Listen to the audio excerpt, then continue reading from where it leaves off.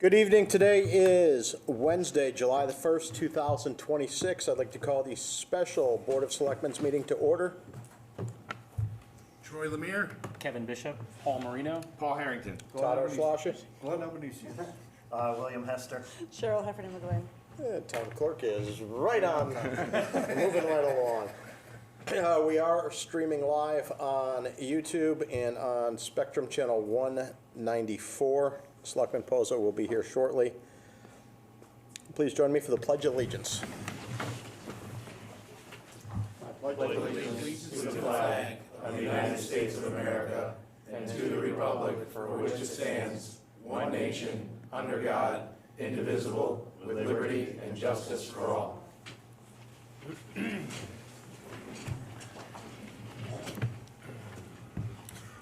Later on, if anyone wishes to speak, please come up to the table and make sure that the microphone is on. Otherwise, you won't be heard on TV or YouTube. Item 3, new business, the Wallens Hill development proposals. An overview of the Wallens Hill RFP process. Town Manager Harrington. Thank you, Mr. Mayor. Good evening, board. Good evening, residents, and good evening, developers that have joined us tonight.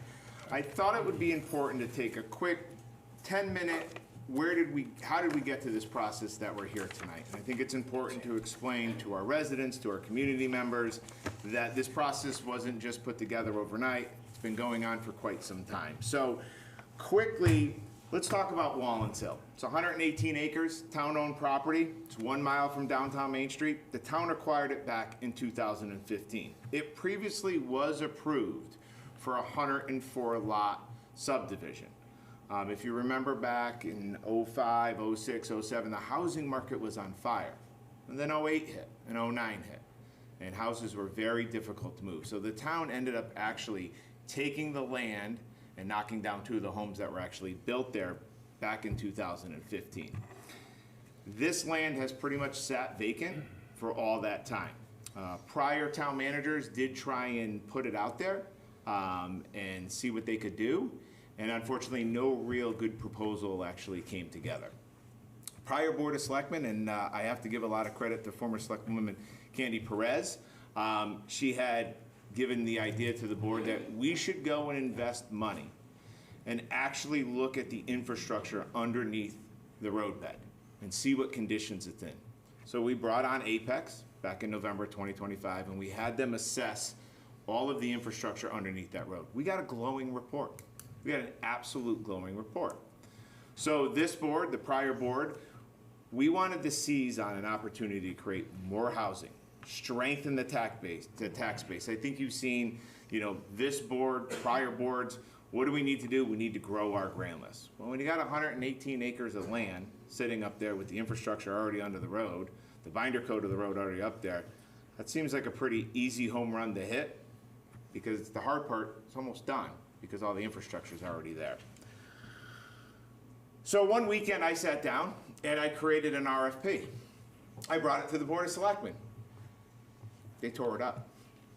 They said, let's bring in the professionals, Paul. I have thick skin, I was fine with it. We went out and we hired a professional to write an RFQ and an RFP process, because we wanted to attract experienced, well-financed developers. Because when this town pulls the trigger on this, we want this project to be built. We don't want to wait another 10 years, have to foreclose on the land and take it back. We do want something up there. What we did is a very transparent process. We wanted to first find out, were the developers qualified?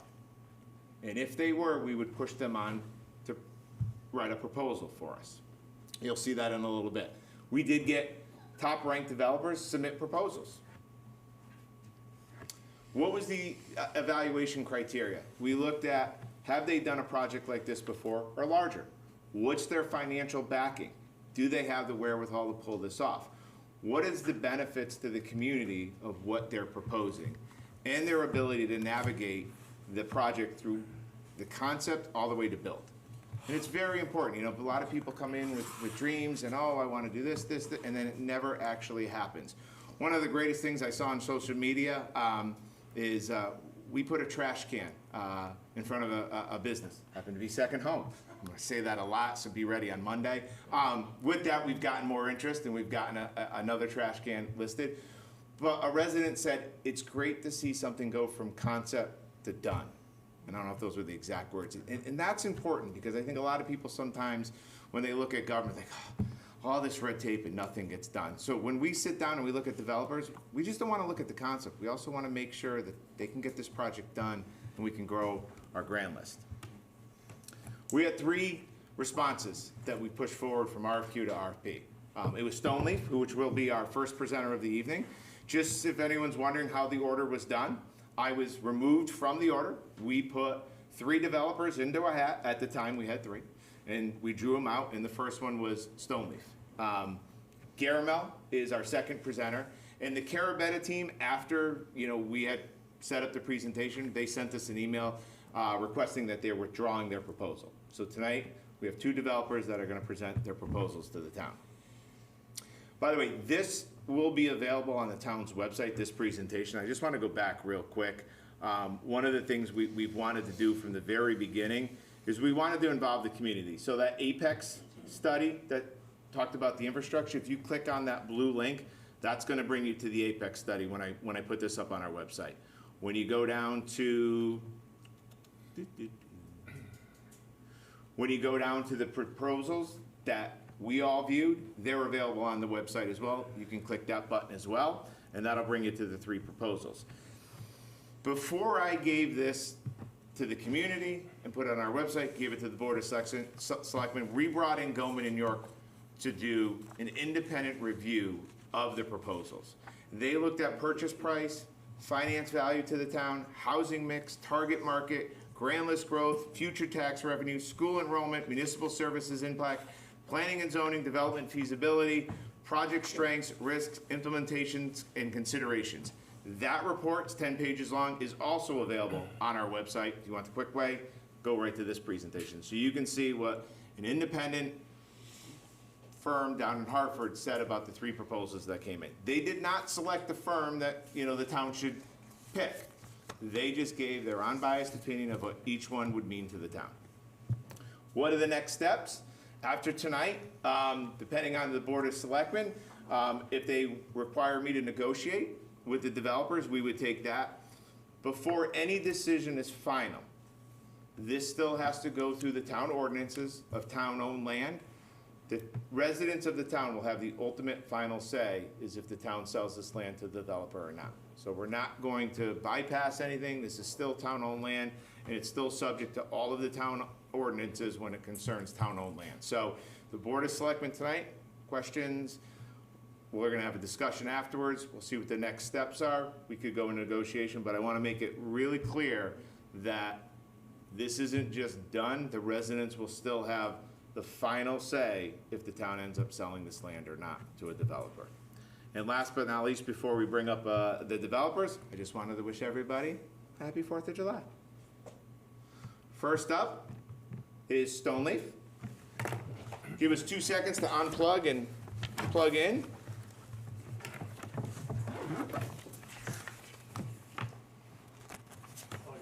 Yeah, because you can get all 3 TVs. So I got the extension. Power or no, you can do that. You should be good? Okay. Shoot.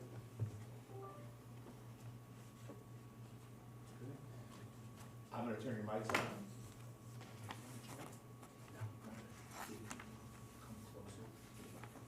And then all this is a letter I had sent to Jeff Okay. earlier yesterday under the budget proposal.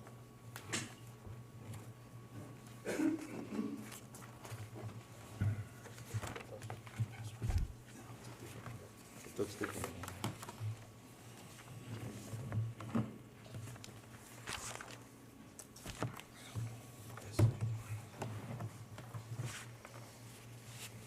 Is this different than what we have already read? I haven't looked at it, so it does look different, yes.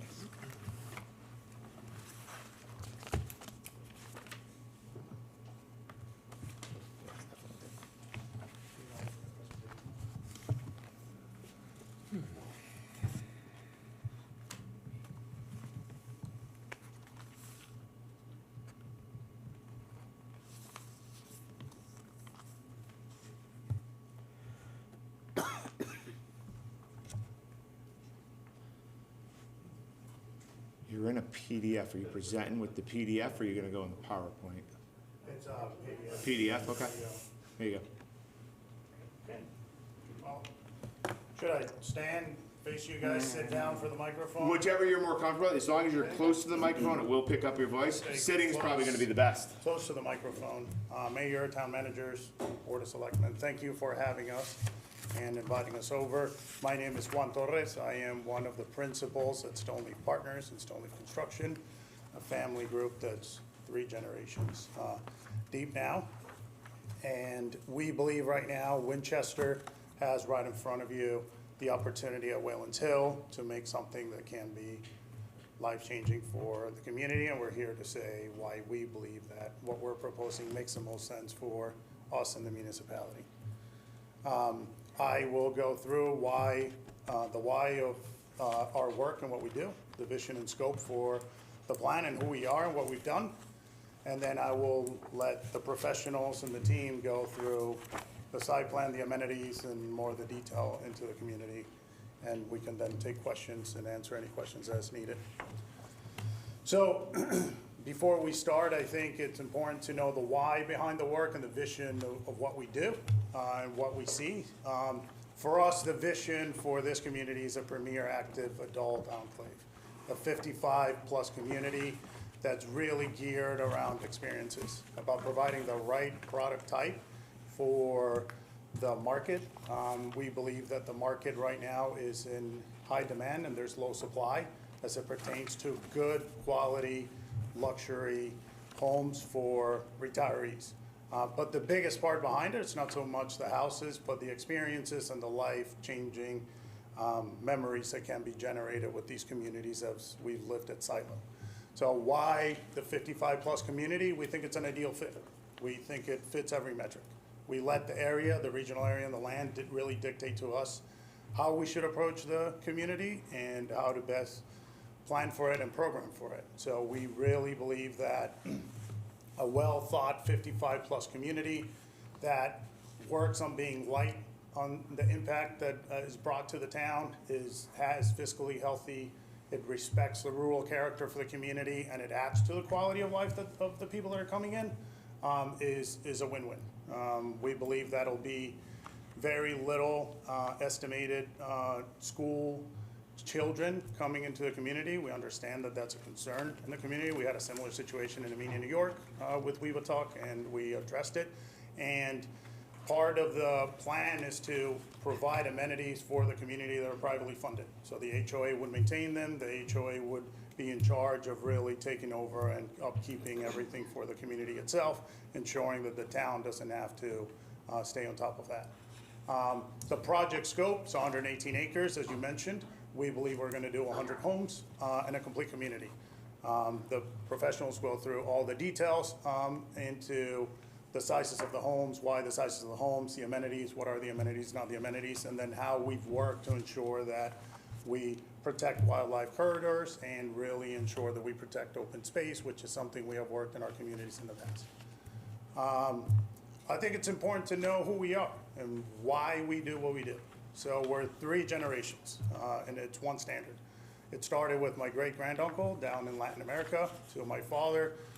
Together, they built close to $6 billion in infrastructure work down, especially in Venezuela. And then my brother and I, we've been in the States since '98. In the past decade, we've done over $500 million in construction. We are the co-founders behind the Silo Ridge Field Club in Amelia, New York, 45 minutes from here. I've lived up here for the past 15 years and have been an integral part of the execution of that project.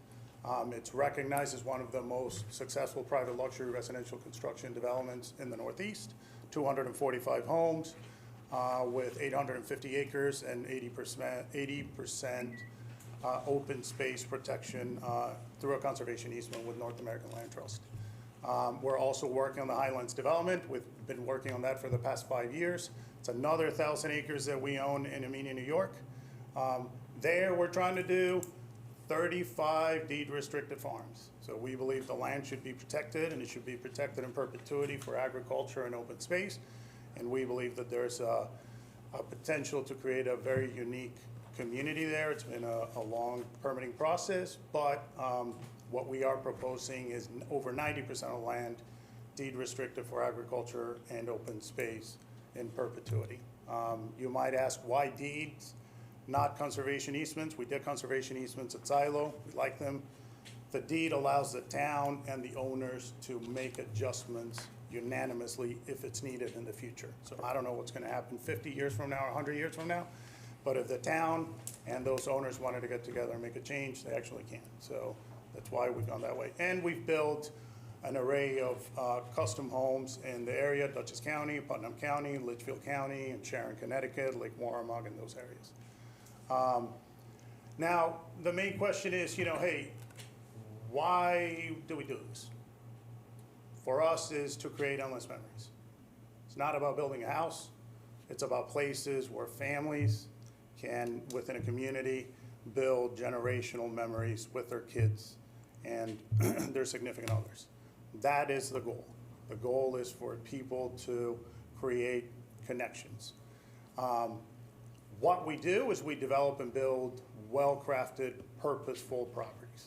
We work through all the arcs of the delivery from one team, one standard, and go through complete accountability. We go from design, work with the right team, and go all the way through completion and warranty.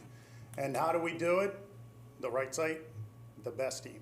Find the right team, make sure we work with the right team, and bring nothing less. And the right team depends on where the area is. So part of the reason we have Anna Major here from Warren Ralston and Ralston Architects. We've worked with Warren in a lot of communities and a lot of custom homes. We have a long-standing relationship with him for 12 years.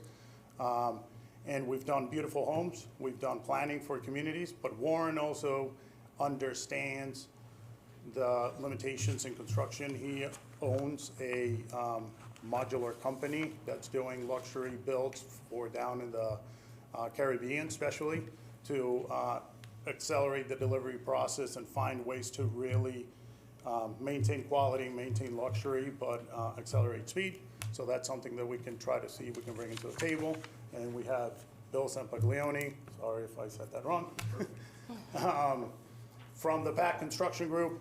He is someone that we respect enough. One of our former partners who passed away recently, who worked with us for over 20 years, Mike Tagnaco, who was a legend in the industry, had a long-standing relationship with Bill and was kind enough to put us in contact. And we believe that Bill and his knowledge locally in Torrington, locally in Winchester for us is crucial, even though we're 45 minutes away and I might live 45 minutes away, that know-how is so important for us to make sure that we can execute that. So with the right team, we can do anything. With that, I'm going to leave it to Anna to talk about the design, the vision, the goals, some of the ideas, and then Bill can touch more on the execution. So again, thank you so much for having us today. My name's Anna Major, and I'm with Ralston Architects. I'm an architect and have been practicing for a little over 20 years, both in commercial as well as residential. And I'm also working on the modular homes portion of our company.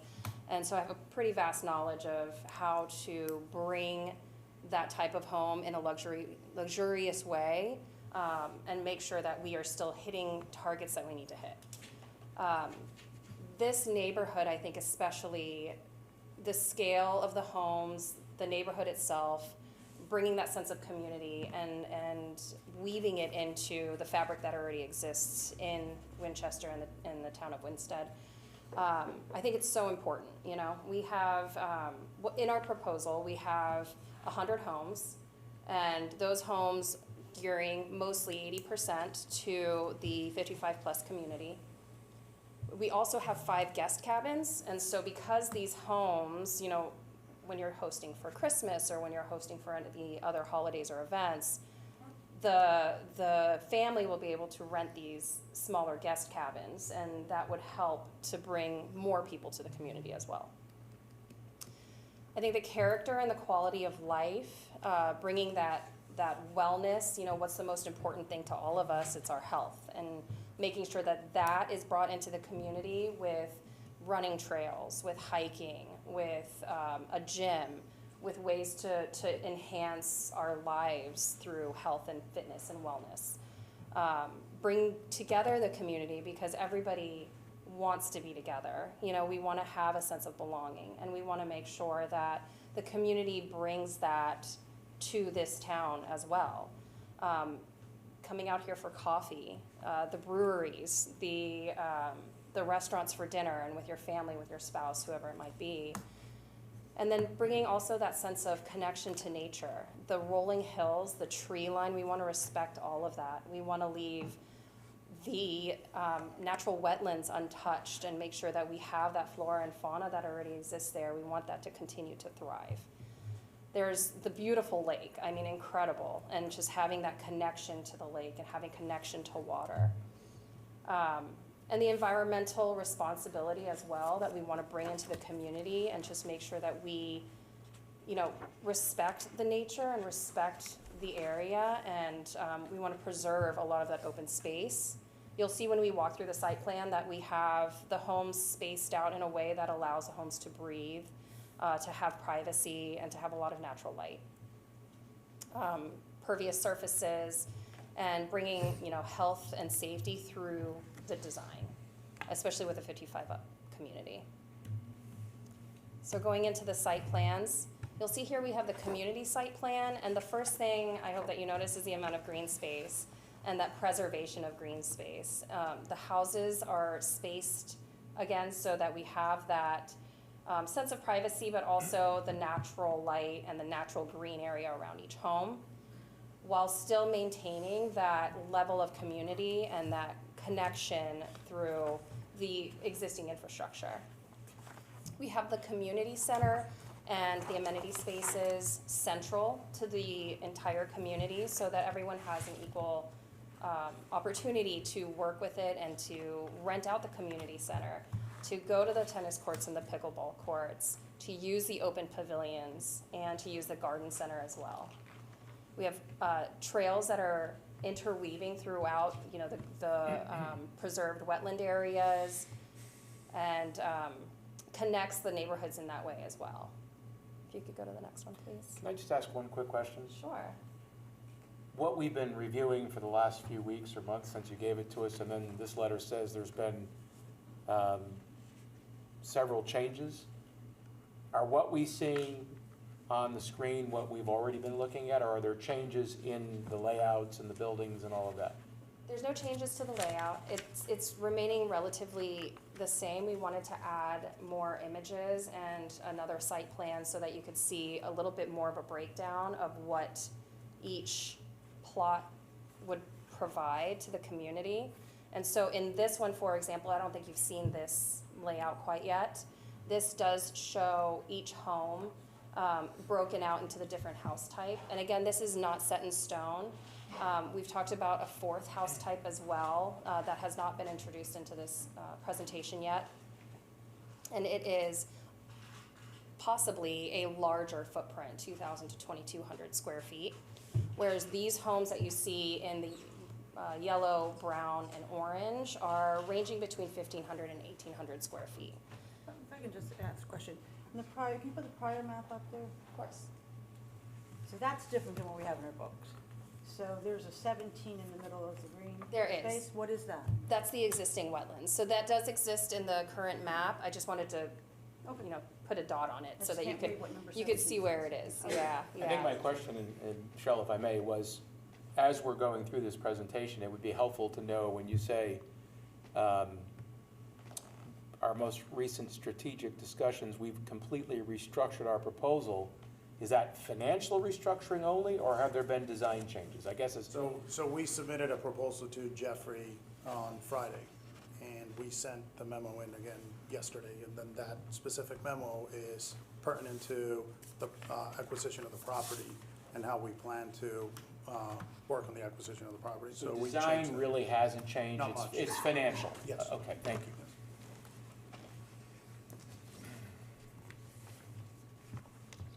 So in this diagram, you'll also see that we've brought the topography in as well, so you can see where the site really slopes down. and you can have that beautiful vantage point as you're driving through the neighborhood. The cluster of duplex homes off to the right side there are tucked away enough that when you're driving through and entering the neighborhood, it's a little bit out of sight so that you can really focus on the green space and the individual single-family homes.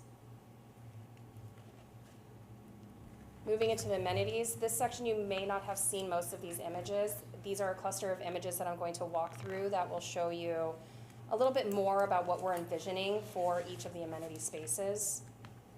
So in this one here, as a zoom in, you'll be able to see where the tennis courts and pickleball courts are currently proposed. This respects the setbacks in the zoning ordinances for those wetlands, and also keeping in mind that sometimes these games can get a little bit noisier, so we did tuck them back so you have some of that natural greenscape to muffle some of that noise. We also have some overflow parking that can be used for the community center itself or for guests of the individuals that live here.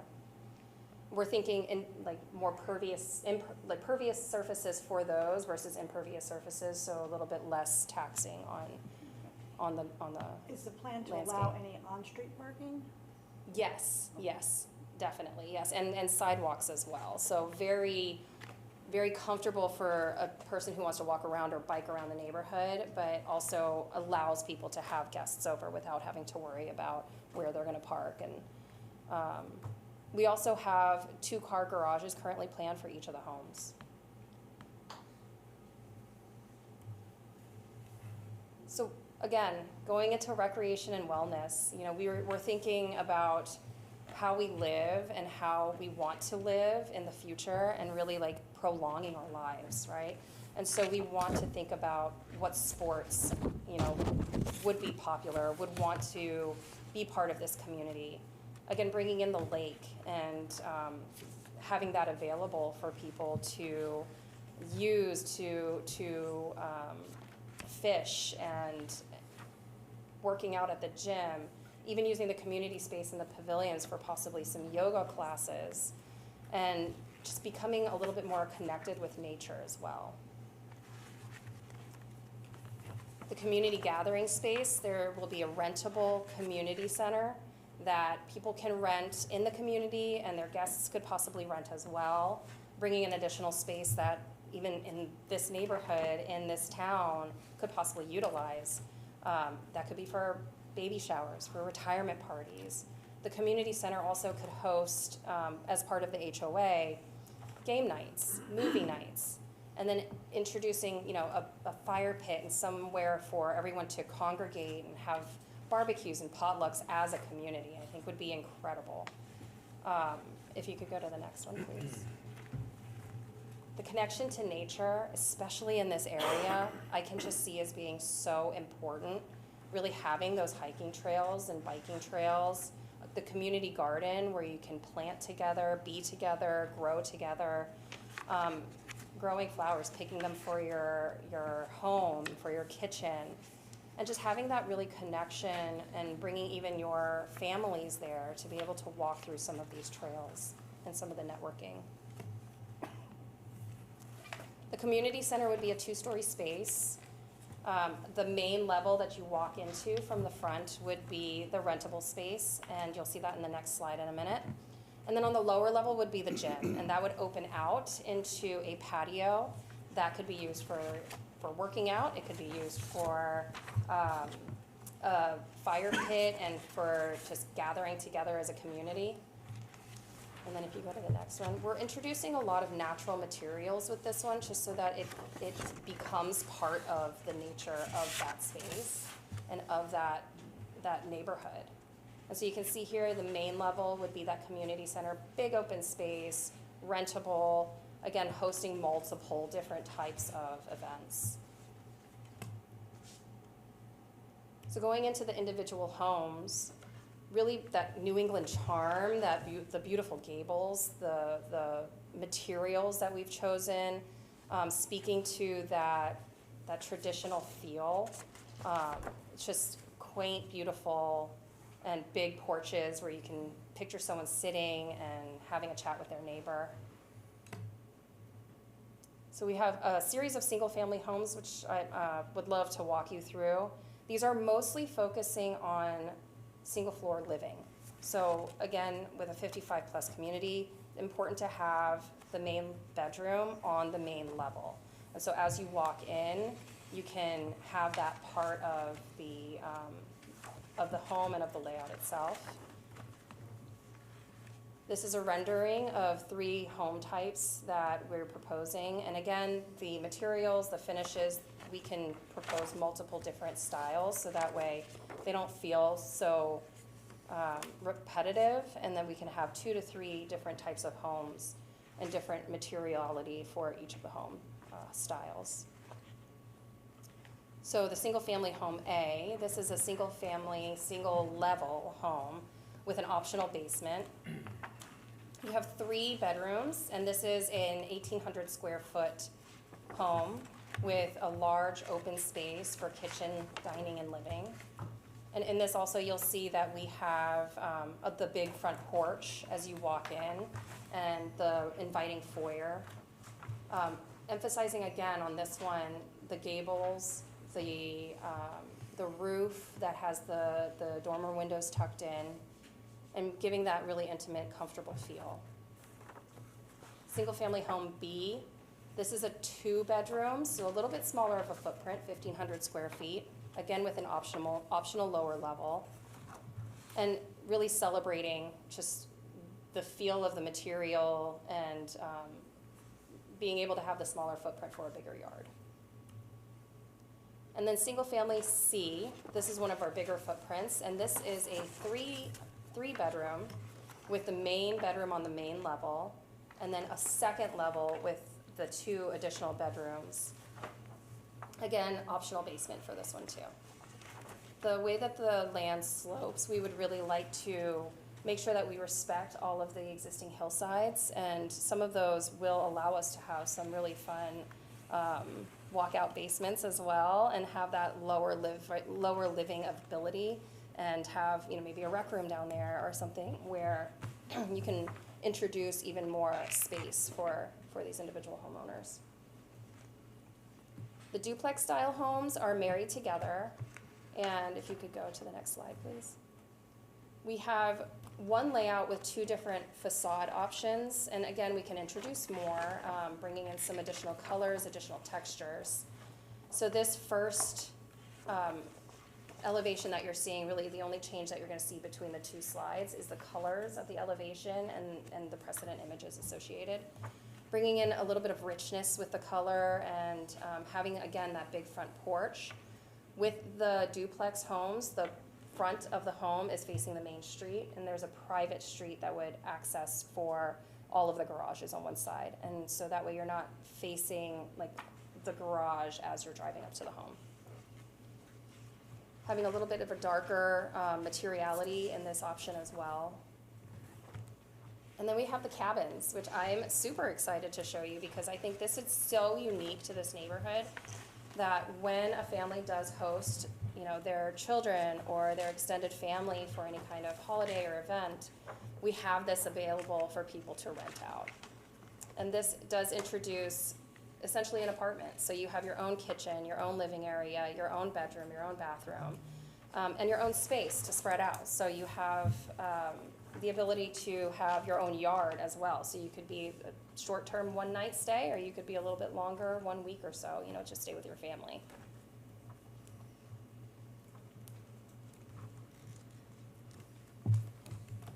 Hand it to you. So I'm Bill Zampaglio, and I'm Vice President of Packaging. We're based in Torrington, Connecticut, celebrating our 30th year. I was born and raised in Torrington. My wife grew up on Highland Lake. I've spent a lot of time in this community. I understand the community. I know the people. I know the challenges. And when I originally proposed this to Mike Donaco, Mike and I met at a place called Indian Knolls, which is an 18-home, 55 and over development that we built, where I still live, and am still, whether I like it or not, president of the Homeowners Association.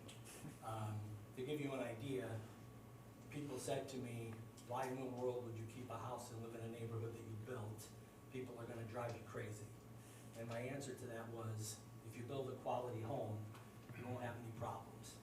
And I can tell you, after 10 years, I still live there and I'm still president of the HOA, because it's kind of like the mafia, they won't let me go. So we have built other communities. We built a place called Tryon Farms in South Glastonbury, 37 homes, and very successfully. But really what we do best is commercial construction and commercial real estate development, which is what I do a lot of. Those of you who know Torrington may know the old bowling alley. You may know what was formerly called the Glass Building on East Main Street. We own both of those. We've renovated both of those. We put great tenants in them. We own 5 or 6 other commercial properties in Torrington. I like to think that they're the nicest, best kept properties in Torrington. People have asked us why you choose to invest that kind of money in Torrington, and the answer is it's my hometown. And they say, well, these buildings belong in Avon or West Hartford, and my answer to that is why? Why can't Torrington and Winston have great developments? And that's kind of my feeling about Walden's Hill. Why can't it happen? We've been very successful at Indian Knolls, as I said, 55 and over. On a weekly basis, we get letters and business cards from realtors in our mailboxes, desperately looking for homes for people moving primarily out of the New York area. Those people are there, they're real, they're gonna come here. I believe that our job is to help the town in every way we can, and one of those ways is by not burdening your school system.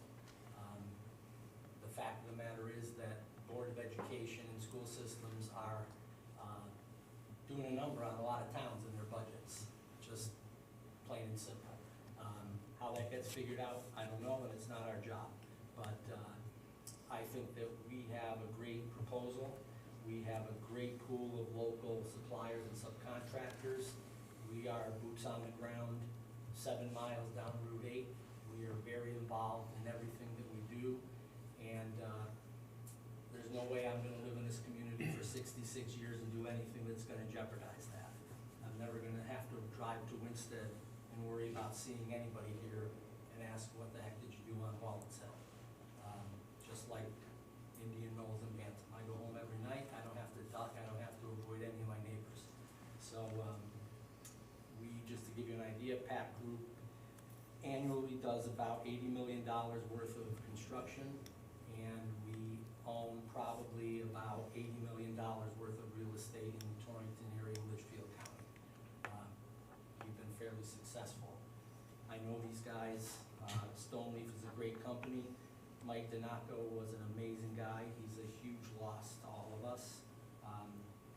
But nonetheless, Juan and his company are more than up to the task, and we're excited to have the opportunity.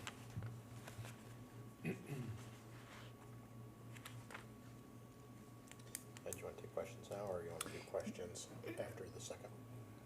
I think and it's up to the board, I think it makes the most sense, since Stoneleaf is up there, we go questions with them.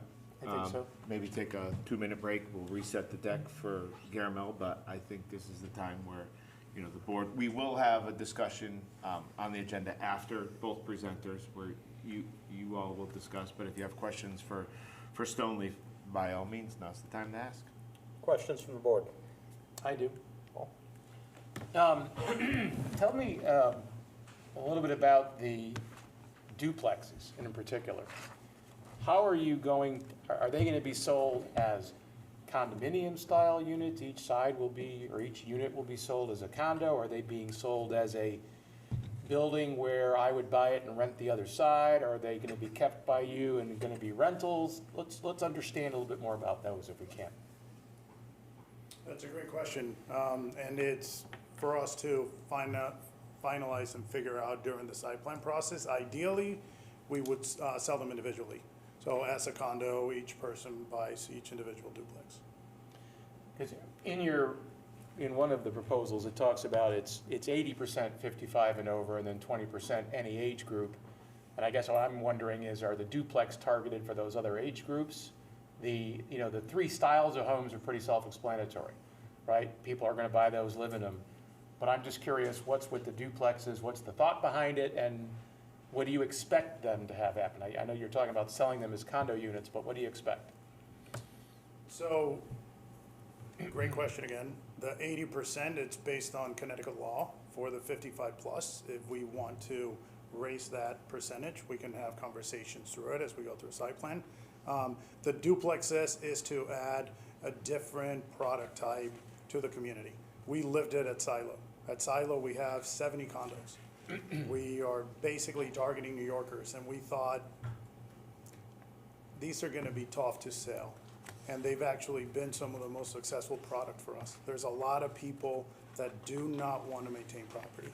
They want somebody else to do it. So if in fact the duplexes are part of a condominium and the condominium is ensuring that the outside maintenance of those buildings and the landscape maintenance is taken care of, there are people out there that feel comfortable going into a position that they don't have to maintain their house. But it's a little unknown at this point. You're not 100% sure on the duplexes then? Well, we're planning for them, and the exact structure legally, no. Okay. Can I, one follow-up question to the Sure. duplex, if I may? You mentioned private road, a private access road that would hit the garage. Would that still remain ownership under the HOA? It would not be a municipal road, so you'd be responsible for the paving and all, or paving, plowing, and the upkeep of that road? Still up for discussion with the board. You mentioned private, so when I hear private, Well, I'm curious because we talk about my mind starts racing. zero infrastructure burden in your latest proposal. Is that roads? What are we talking about when you talk about zero infrastructure for the town? The roads would be part of the negotiation. Zero infrastructure is where we are building the infrastructure, would put up bonds in order to get the infrastructure complete and take over, what's in there, take into account the Apex report and ensure that the infrastructure is in place for the community. The roads themselves, we've gone back and forth. The numbers are tight, and taking over the maintenance of the roads privately is a big number. So right now, it's up for negotiation. Okay. And that zero infrastructure maintenance burden you mentioned, what about like increased impact to the town, such as like sewer, water? I mean, I know that maybe it's not on the property, but like that's gonna feed through our systems. What about the increased burden on that?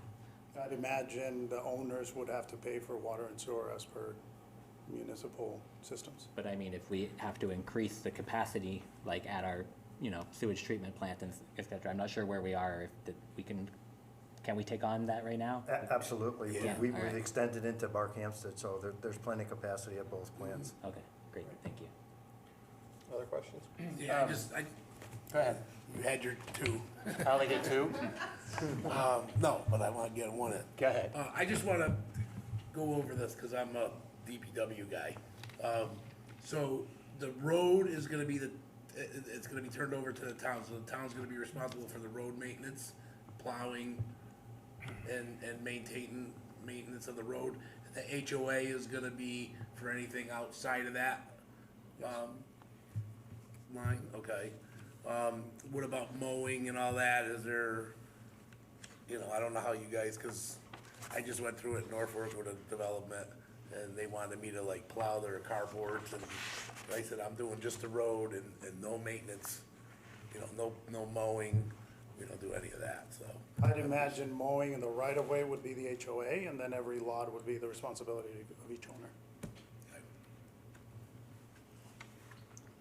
I do want to touch on the duplexes. There is a plan for those to have a primary bedroom on the main level as well. So they could potentially be also for the 55-plus community. Understood, yep. Just trying to get a handle on, I mean, you said and pardon me if I'm not familiar with the 80%, 20% law in Connecticut for 55 and over. Can you explain that to me?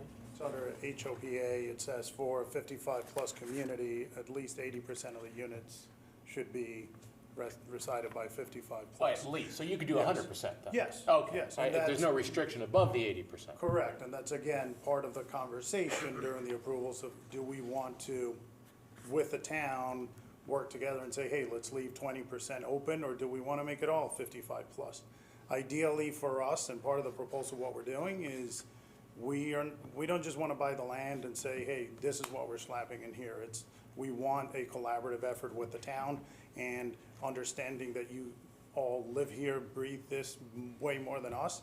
We have, local people that can actually help, but listening a lot of times helps, and providing those options we'd rather discuss openly to make a decision on. Are these modular homes? Potentially, yes. Potentially. So, I can tell you too that I have experience at Indian Knolls, for example. The 18 homes are 100% 55 and over. Because any of you who know Litchfield know that Litchfield can be pretty particular about things. They wanted it to be 100% 55 and over. That's what we did. Been very successful. Our HOA rules go so far as to say for how long someone under 16 years old can occupy one of the homes. We don't pay attention to that, but we don't have issues. Tryon Farms in South Glastonbury is 37 homes. It started out that there could be some duplexes. It ended up that it was 70% duplexes, because believe it or not, that's what people ended up wanting. So, and they were all purchased, and it's all 55 and over. So where people might not think that that would be attractive, it ends up being very attractive. And neither of those have any rental units at all. They're all owner occupied. There's a reference in here to property tax rates to be different for 55 and over community, active communities. Can you explain that to us? that's a great question. I don't recall property tax rates for 55 plus. Isn't there the opportunity for zero property taxes for those owners of properties in Connecticut? There's not an addition, there's a reference in here too, so I don't know who put that in here. I came across that when I was looking at your new thing, which I wish we'd gotten earlier. You're not familiar with any differential? No. It may have been referring to zero draw on the town's taxes with regard to the schools. Well, I just did a quick, Google search, and I have that for those 55 years of age or above living in an active adult community and senior retirement community, it can be, residents may be able to pay zero property tax on that residence. I'm gonna go tell everybody in my neighborhood. Well, that's definitely a factor for this town, the property taxes support. $7,000 check for the town of Litchfield. It may be income-based, but I'm just wondering, because I did see a reference to it in the materials that you presented. Where was that reference, Cheryl? I'm trying to locate it specifically.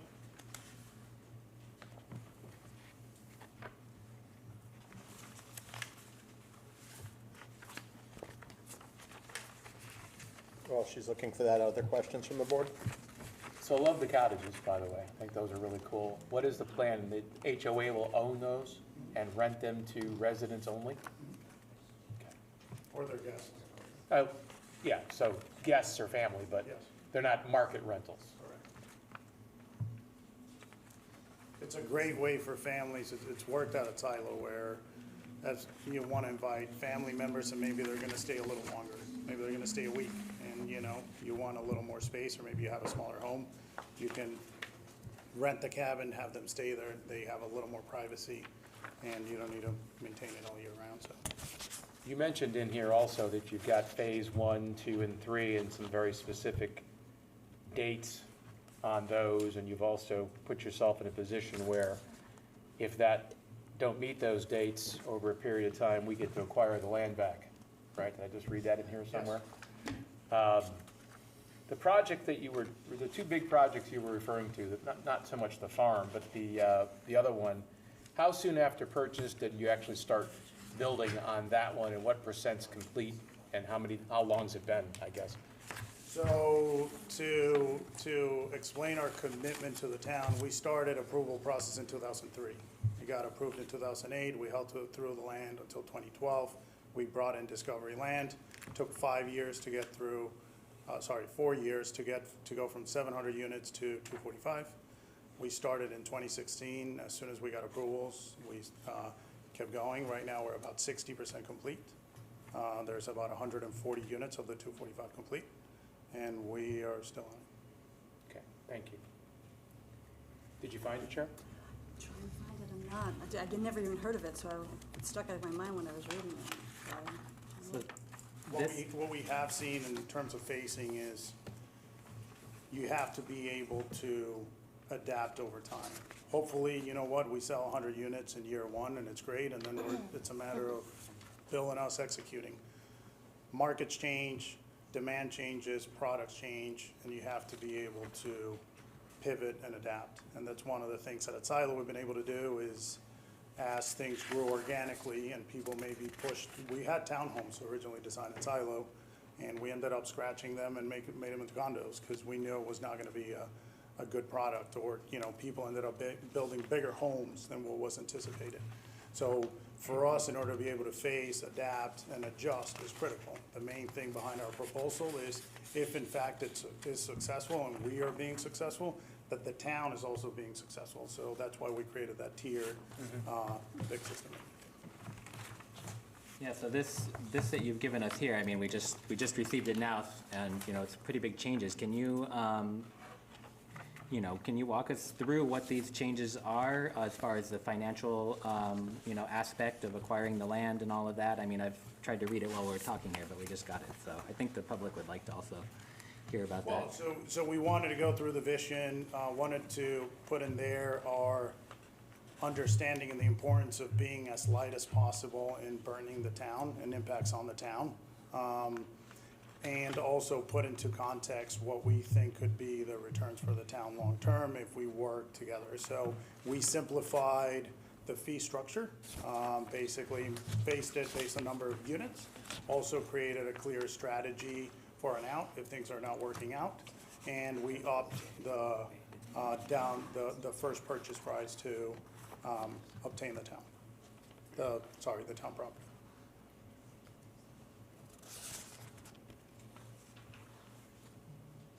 So a lot of these floor plans, they're beautiful floor plans, are 3-bedroom units. Is a 55 older community, is that going to be in demand? Or are 55 and older communities looking to downsize? I mean, I can tell you from experience, in my neighborhood, we built 3-bedroom homes. And we did that because when my grandkids come over, my house in particular, my wife and I have all one-floor living. We have 2 bedrooms, a living room, and a full bathroom on the second floor, completely separate air conditioning and heating. And until my grandkids come and sleep over, the air conditioning and heating don't get messed around with, and it sits there, right? But I don't think we would live in a house that didn't have that capability. I happen to have a 91-year-old father-in-law living in my basement that I finished. But everyone in our neighborhood, and we were, to give you an idea, we were the 3rd developer at Indian Knolls. 2 other developers went in there. One built 3 houses and went bankrupt. Another one built 1 house and went bankrupt.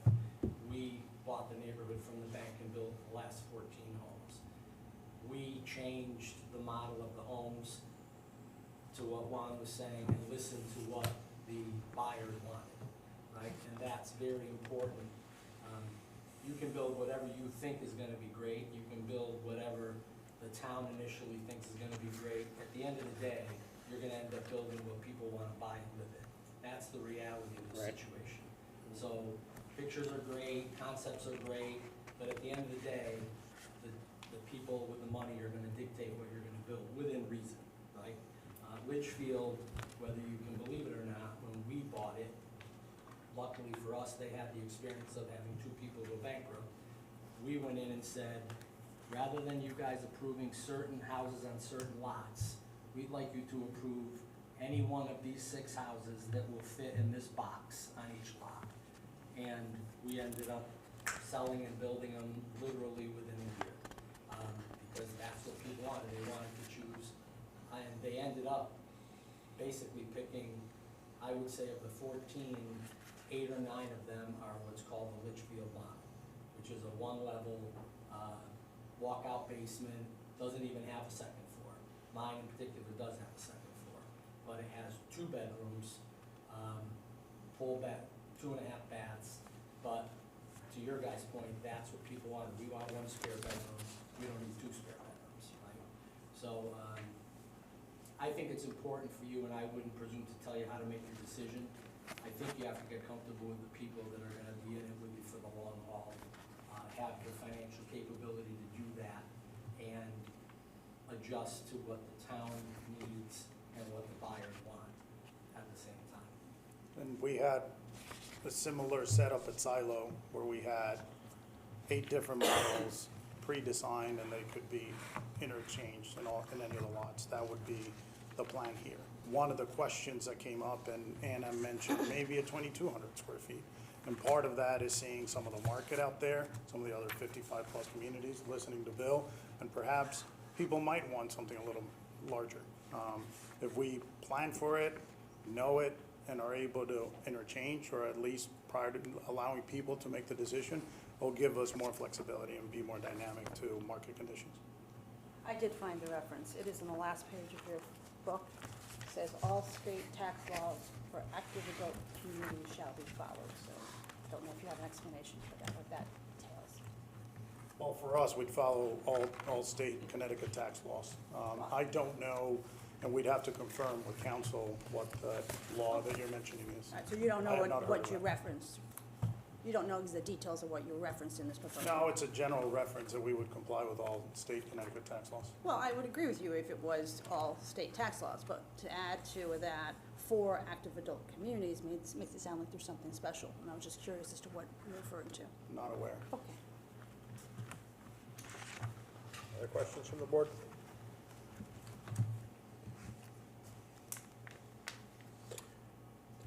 Take- all right, we'll take a couple-minute break, and we'll reset the room. Thank you very much. Thank you very much. Thank you for the time.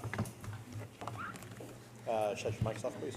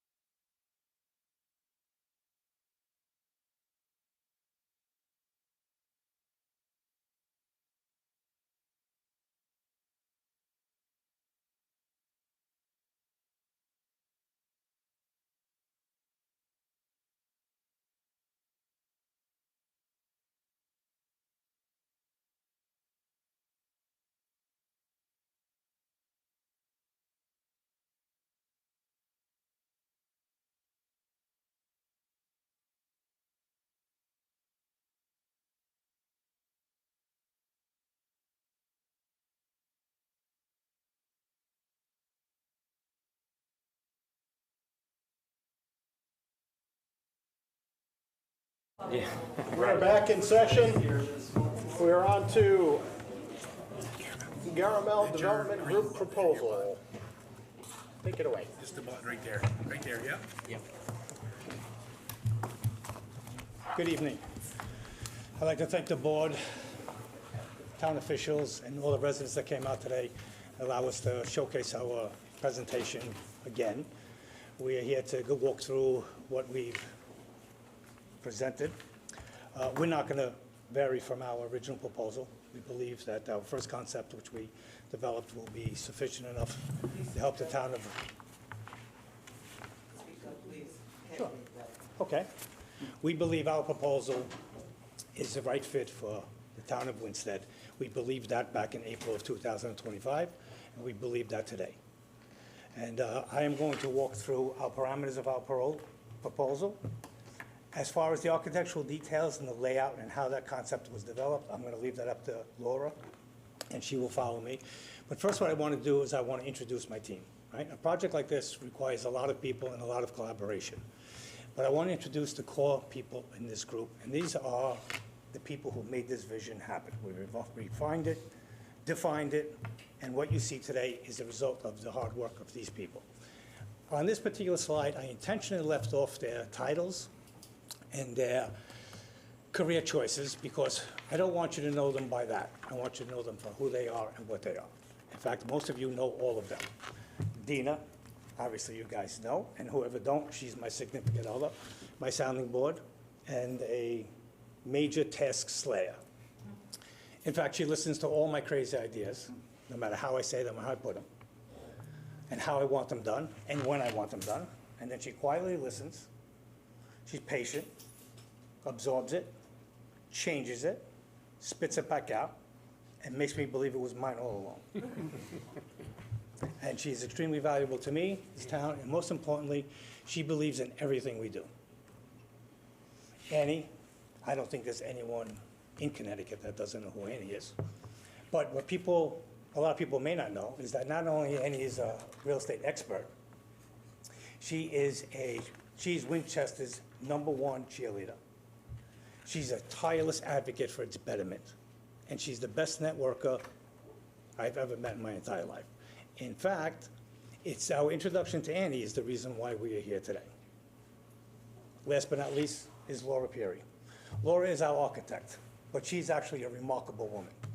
If you don't know her, you should get to know her. On our first meeting, actually I apologize, my second meeting with Laura, we met at Wallens Hill. We walked the entire 118-acre piece of property, and we did this over rock, under trees, through bushes, all while being rained on.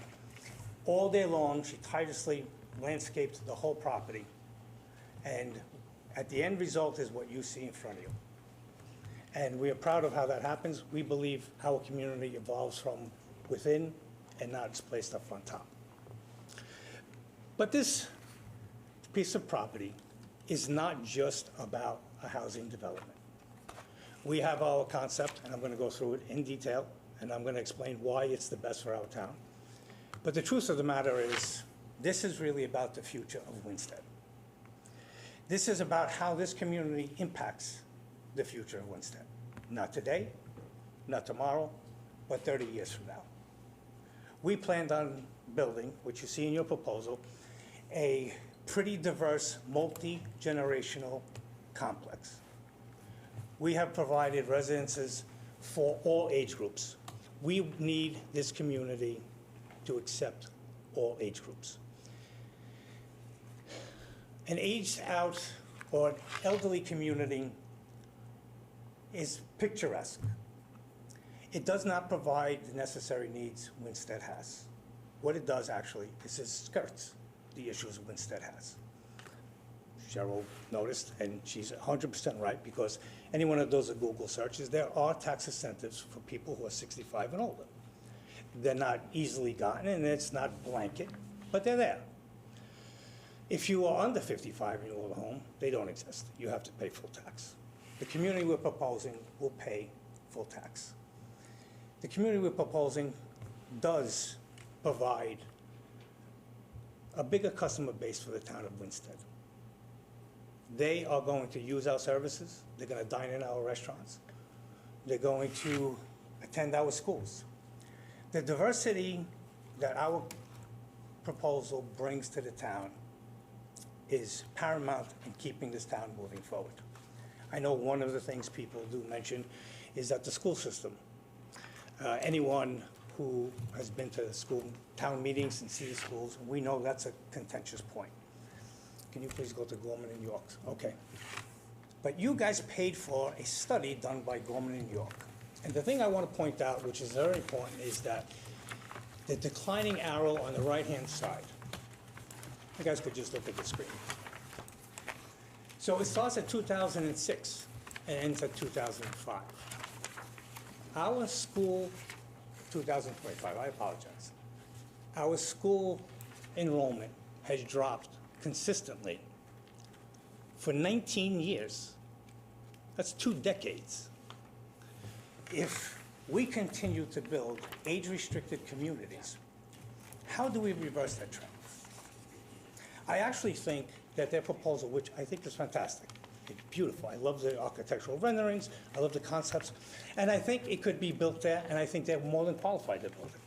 And I think there's many contractors out there, and there's many developers out there who are qualified to build a housing project. But we're not building just a housing project. We're building sustainability for Winstead's future moving forward. We don't know how to fill those seats without school-age students. Now, the myth, and I don't want to be too dramatic, but there's a misconception that less children are going to be less taxing on the school system. Actually, it is a myth.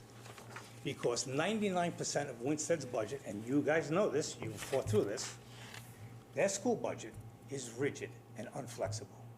It's tied up in contractual agreements, tuition, transportation, special needs. You can't reduce it. But what you are reducing is the amount of state aid that could come in, because that matrix is tied to school enrollment.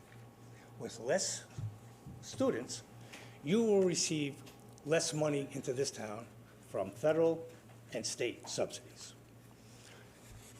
And I do want to point out the obvious without sounding condescending, but since 2006 to 2025, has your school system increased and gotten better? If the answer is not yes, then avoiding school-age children is not going to solve your problem. In fact, it's going to be a nice on paper that they're going to get a lot of tax. But there are going to be some of those people that take advantage of the programs that exist, and they're going to take tax breaks. Not to mention the longevity that they have in these homes are shorter than young families. So our community is targeting multi-generational families, elderly people, young professionals, all walks of life. It allows the residents of Winstead, or people who grew up in Winstead, to live here. It allows them to advance here. It allows them to retire here. Stoney's proposal, the best part I loved about their proposal was the cottages, absolutely beautiful. But it actually sends a message of one fundamental problem. They have to build alternate housing because the people who are visiting them won't be here. They have to come from someplace else. Now, our community, if you have family that does not live here and wants to visit, we offer 7 different varieties of houses, and we're going to refine those as need goes, and Stoneleaf is 100% correct. It will be an ebb and flow scenario based on what the demand is and what drives it. But there'll be an avenue for them to have people come stay. Much like the gentleman who's in construction, I forgot his name, I apologize. I also have a house with multiple bedrooms because I have a bunch of children. I know I can't buy a 2-bedroom house. I don't think ever. But that's here. That's what's going to exist here. What's going to exist here is small houses, someone needing a first home. There's going to be medium-sized houses for young families. And let's talk about what the diversity does to the town. We know what young families do to an economy. The kids play here. They stay here. They buy clothes in this town. They buy their groceries here. They're going to play on our sports fields. They're gonna use our community. They're elderly people. They're gonna be part of our civic associations. They're going to be here. They're not going to leave for the winter. We build houses year-round for people to live here year-round. I think it's essential for this town to continue growing that we look at what kind of development goes there. I believe our building practices, our design, our concept, and the way we went about this is the best by far. But it's a project. It's a housing project. We could put many housing projects there. What is going to help Winstead? What kind of future are we going to leave behind? What does our community look 30 years from now? What value did it bring other than another 100 homes? It has to integrate. Not many communities get the opportunity to reshape their future. This project, whether it be mine, Stoneleaf's, or anybody else's, gives you guys that opportunity.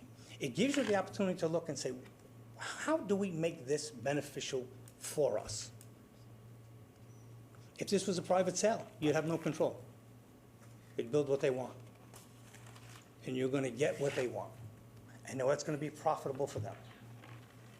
You have the choice to make tonight, or tomorrow, or 2 weeks from now, that we're gonna steer this town and this local economy in the direction we want to. Elderly people I love. I'm older. I'm considered. I'm joked about in my family. I got the gray hair. I can't hear. I can't see. But the truth of the matter is, I'm not getting a job in town. My kids are getting a job. My grandkids. Where do we bring in those people? I can't volunteer X amount. Where are we going to get those people? When we drive down the block and we see the ball field is empty, what are we going to do with that piece of land? Does it continue to decay like a lot of areas in this? Winstead, I live here, as you all know. Every day I walk up and down the town. And I love the town. I love the atmosphere. I love the energy. And I think the people do as well. I think we just need a push to work cooperatively to build a community with no exclusions. I think it's important to do that. I think it's important for everyone in this town to be a vital part of this town, whether you're 16 or you're 75. One more mention, we are going to stick with our proposal because there's no need to change it. It's perfect for Winstead now, it's perfect for Winstead 40 years from now. I'm going to turn it over to my colleague Laura. She is going to run through all the architectural details and features and go in depth in how we conceive this project, where it's going, and why we believe it's the best for Winstead. Laura? Oops, I have a little cue. I'm supposed to talk for 5 to 7 minutes, but Oh, I okay. might take a little bit longer, so forgive me.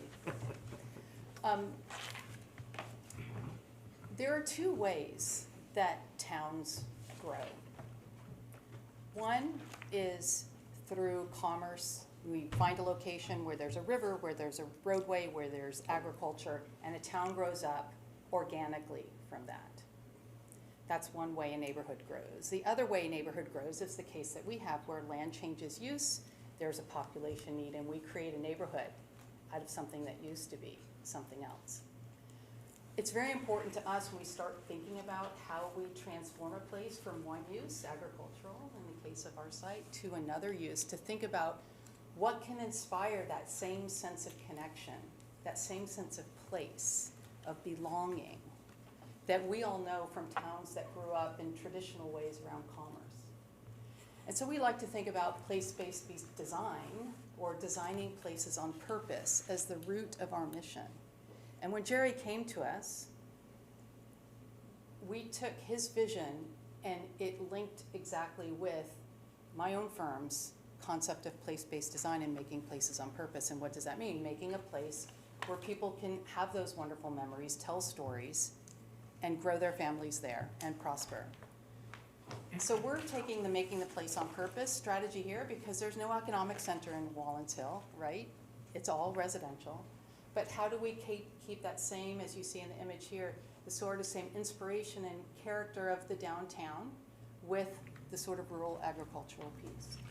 And as Jerry mentioned, we walked the site on a very rainy and chilly day, every corner and every stretch. And what was remarkable to me when we looked at the site, we could see detailed character begin to come forward.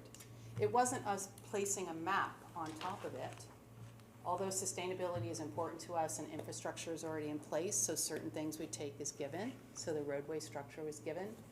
But within that structure, we began to see different characters of neighborhoods within the larger neighborhood. And that was the driver of our concept. Also to embrace Jerry's idea that this is a community for everybody, but to create variety and diversity in each neighborhood based on what the land told us.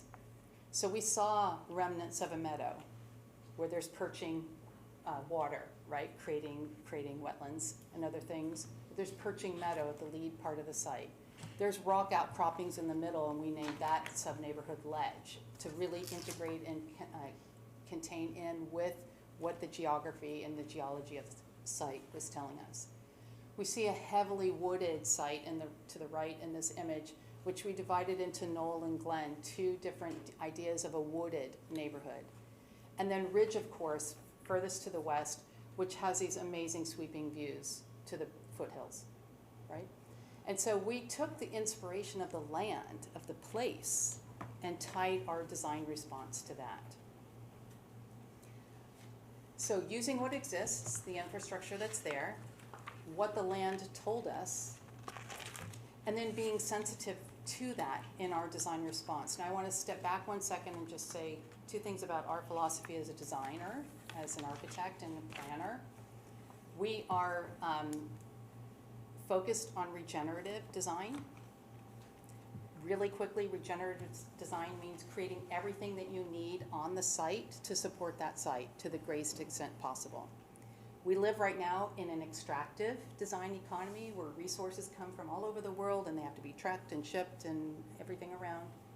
But to the greatest extent possible, we focus on regenerative design. So that means not only looking at what we build, but what we leave and what we generate on site. You can think of a flower. A flower exists where it has all the perfect conditions, right? So just to give you a little bit of insight into our philosophy of design. So this is where the neighborhoods within the neighborhood of Hillstead came into being.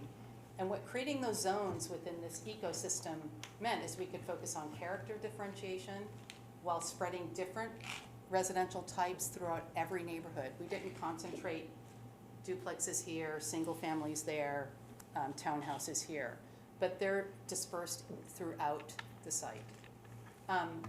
Connectivity was incredibly important. It's an incredibly dynamic and diverse site. And so you can see trails, you can see connections down to the still, you can see internal woodland walks, and we actually diversified our amenities rather than concentrating them in one single spot. We diversified them throughout the neighborhoods. So you can see in the ledge area to the left is, I don't think I have a cursor here, right under the label ledge is where the primary clubhouse and recreational pool facilities would be.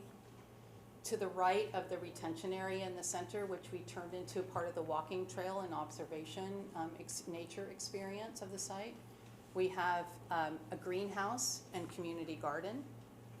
To the right further of that, between the words Knoll and Glen, we have a winter clubhouse, again, usable by seasons, but they have a distinct character. And then way at the top above Ridge, we took advantage of the most prominent place to view the beautiful foothills from the site and made that public. So rather than reserving that for private ownership, these public amenities are diversified into the site so they create less footprint. They're more accessible to everyone in every neighborhood. And it privileges what we think are the best locations for those community or public spaces within the neighborhood.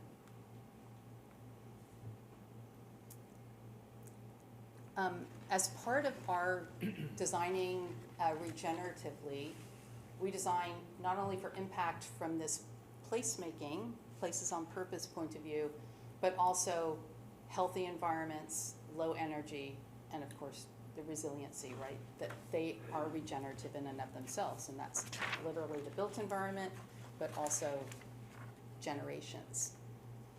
What we see across towns, because we work in a lot of towns across the state, is that there's a broken housing cycle. And that means there's a evolution towards, in recent time, what used to be starter homes are disappearing. They're getting torn down and giant homes are getting built in their place. And what that does is it destroys a natural housing cycle, right? So you have starter homes, you have big homes when you're growing your family, and then when you're ready to downsize, you go back into a starter home, essentially. But that housing cycle is also the cycle of life that keeps communities dynamic and changing and supporting each other. Okay, so Meta, you can look in our original proposal because we have a lot of character images, reference images that we didn't repeat here tonight because you have our complete proposal. But we have one view of each neighborhood. And you can see we thought a lot about it because each neighborhood even has its own little logo that really talks about the essence of the place. So this is Meadow. We're drawing on a farmhouse character for this. By the way, all of the streets have sidewalks on both sides, which is not usual. Usually zoning or code requires it on one side of the street, but we really want to make sure this is a walkable place for everyone to be out in the public and sharing together in community. So this is the idea of the meadow, that we keep the tree cover as it is, adjusted a little bit, it's open, it's a meadow character. Ledge, as I mentioned, is the sort of main neighborhood that stretches down the center. This is really envisioned as the walking street. If you could imagine a main street of this neighborhood, it's in this Ledge neighborhood, and it stretches from the clubhouse on the left and across the street on the right. You can see the pool house and the amenities, the outdoor activity amenities on the right. And we see a combination of townhouses, semi-attached houses on this, closer to the sidewalk, very walkable, and this roadway leads up to the community garden, which has a greenhouse and community gardens that people can create, share their own garden space. Knoll and Glen were the neighborhoods, if you remember, that are in the deep wooded part of the site now. This is a sort of early winter view. This is meant to sort of build on and take the character of the woodlands and the forest. The architecture, you'll notice in each neighborhood, changes just a little bit. The plans run consistently through, they're diverse, but the character of the materials, we sort of envision creating a little bit more diversity based on location and how they nestle into the landscape or stand proud on the landscape. There's different character there. And then Ridge is the last neighborhood. It's the most western, and you remember I described that there's a pavilion there. This is a community pavilion that proudly takes that center spot, looks over the foothills, and this is an actual image of the foothills there.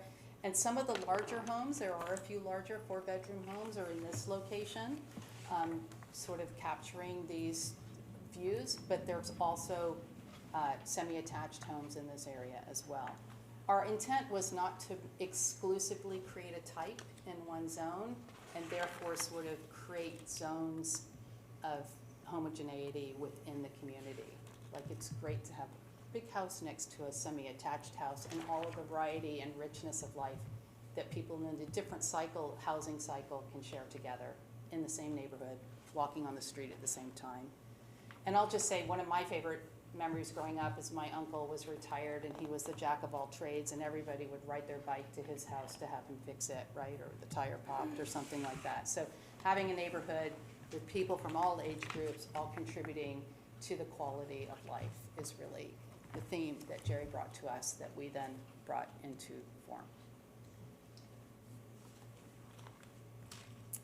And so with that, this is just a detailed plan that doesn't show the vegetation. It was important to us on our first plan to show the vegetation that would remain. It's important to us that you understand that the site won't be very wide open. It'll have open spots as they're implied right now. The blue tones are showing waters and wetlands that aren't buildable, and they're naturally open in the meadow area right now. And then Knoll and Glen on the right are deeply wooded, and then you can see the Ledge neighborhood running right through the center over to the greenhouse and leading into the right, and that's really the main street, if you would, of the area. So Jerry? Well, thank you. If anyone has any questions, we'd like to take them and Questions from help the create board? some clarity.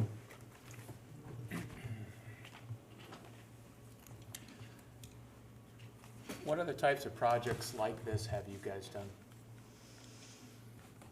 I have not done a planned community myself. I plan on using a developer out of New York City who has done stuff in New Haven and is a very large developer. The company's name is Hudson Meridian. You could Google them. They do superstructures, 50-story buildings. They do 600 home developments. They are, as well as a developer, they are a general contractor and a construction manager.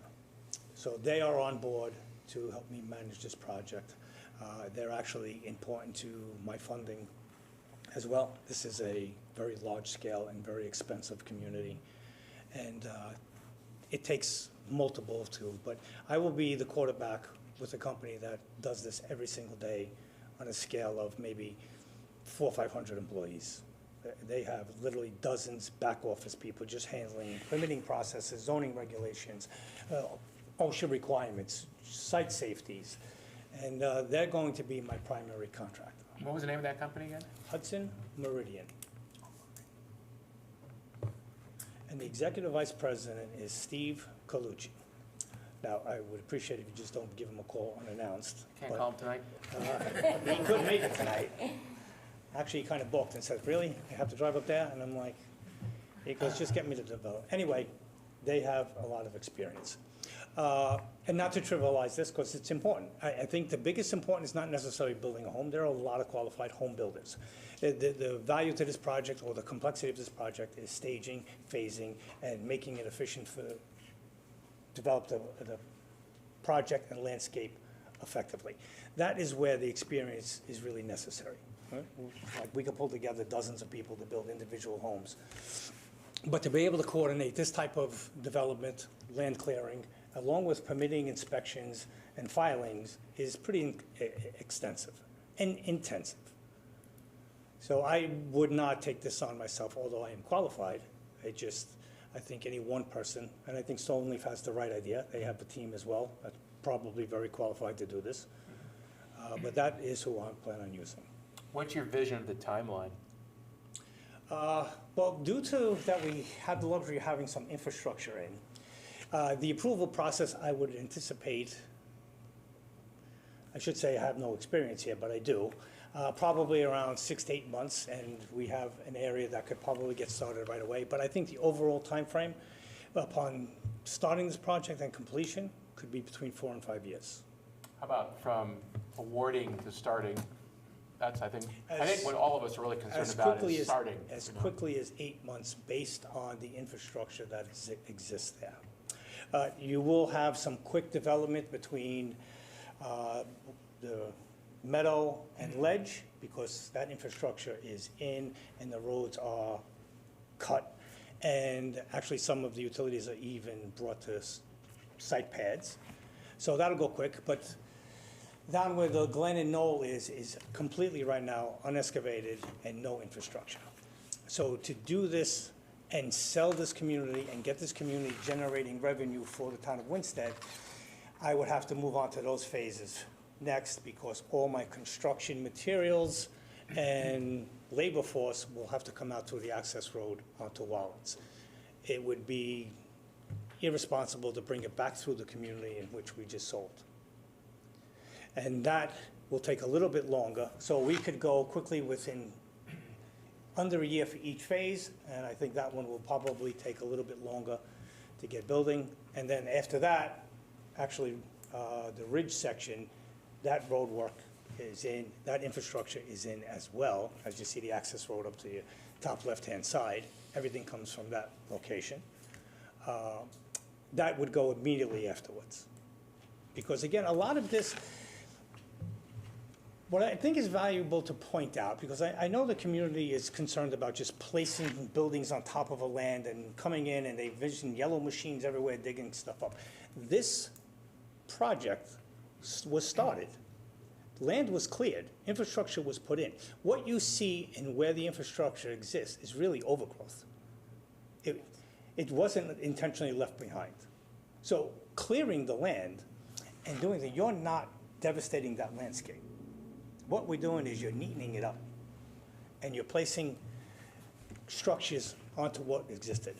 And that's really the value that Winsted offers for this piece of property, and this is why it has a value. If you had to put infrastructure in this value, into this equation from scratch, you'd have to pay someone to develop this property. It would have no value. We put a value on it. We put a value on all the home sites. We put a value on what was there.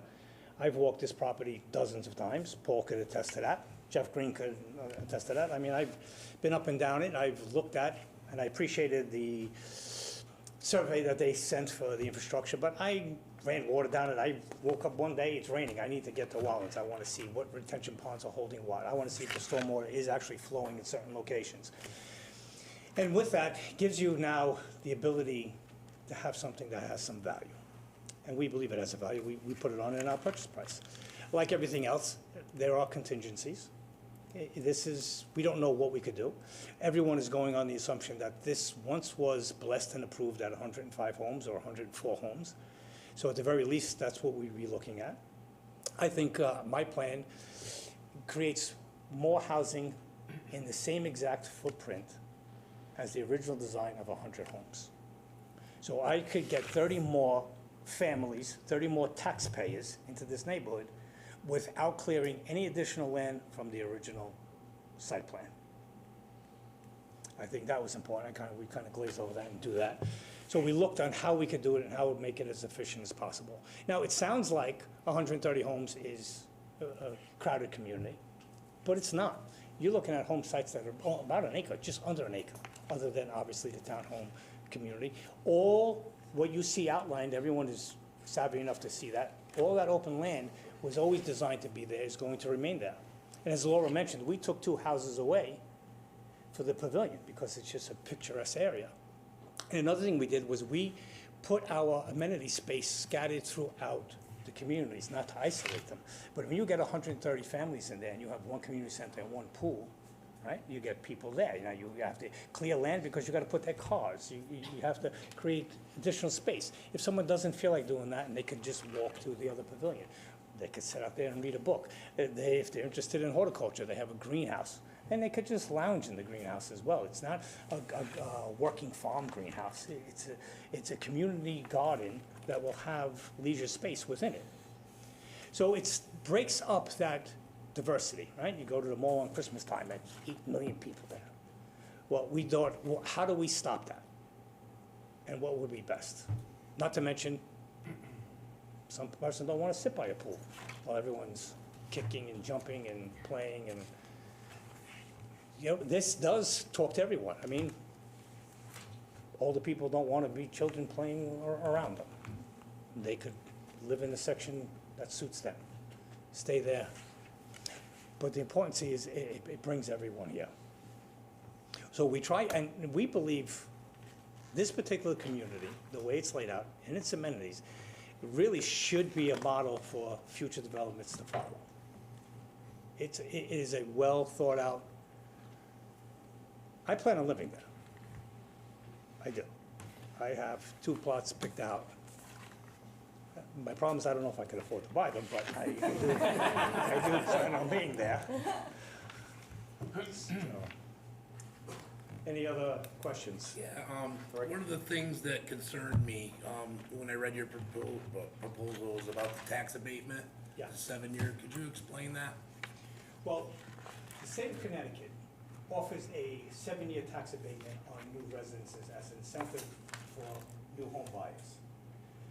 Again, that's a negotiation point. I'd like to see a tax abatement in place for us to pass on to new homeowners.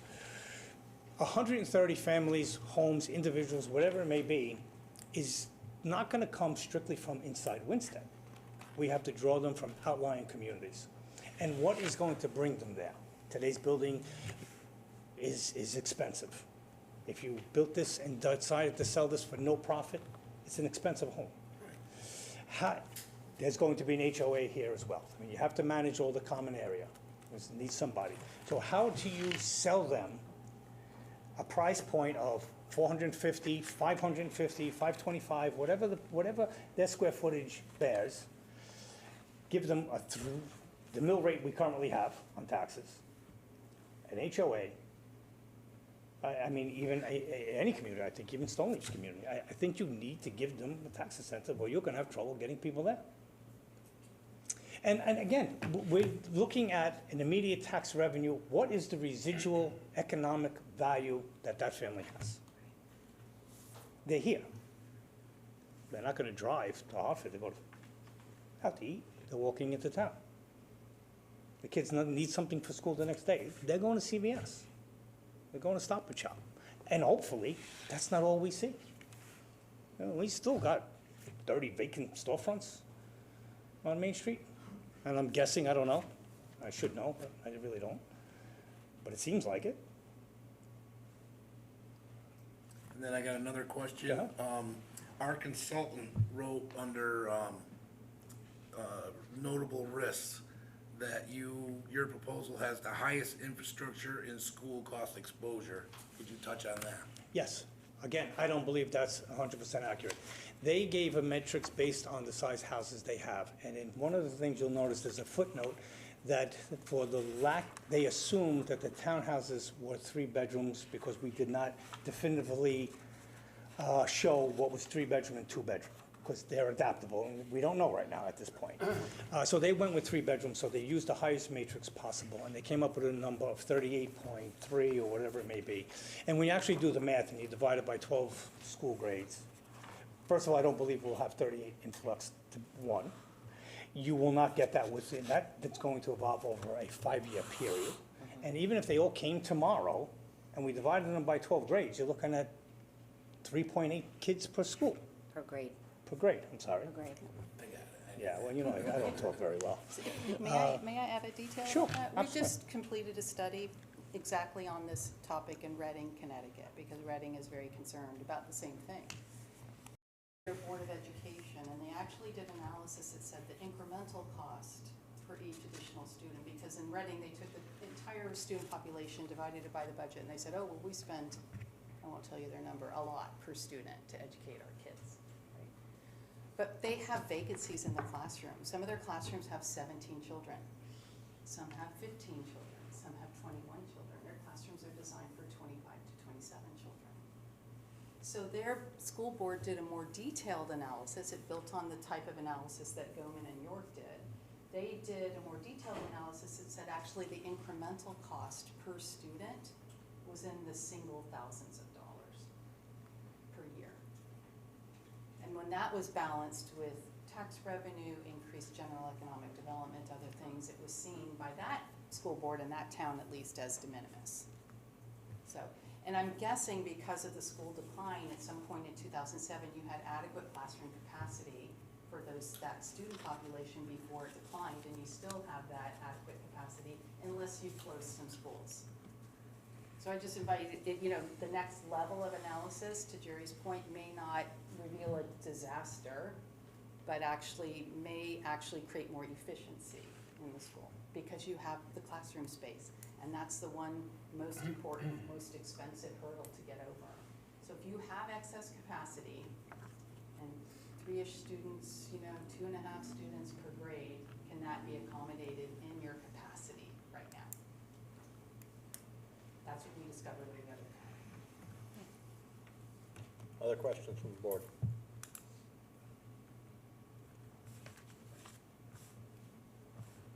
All right, thank you very much. Thank you. Thank you very much.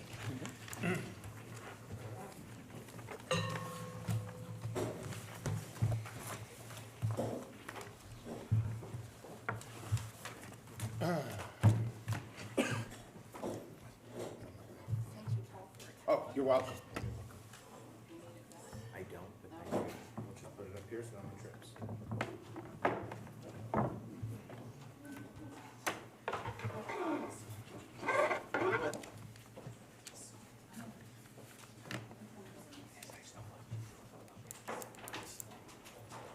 Moving on to item number 4, public comment. This is not a period for questions and answers, but if anyone in the audience has comments? please come up to the table.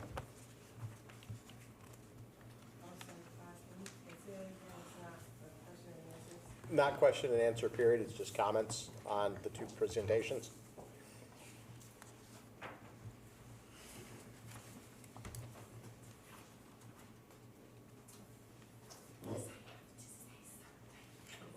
Just just make sure you turn on the microphone, please, Deborah. I want to thank them for coming. The presentation was very good in my perception. I think we have a lot to think about.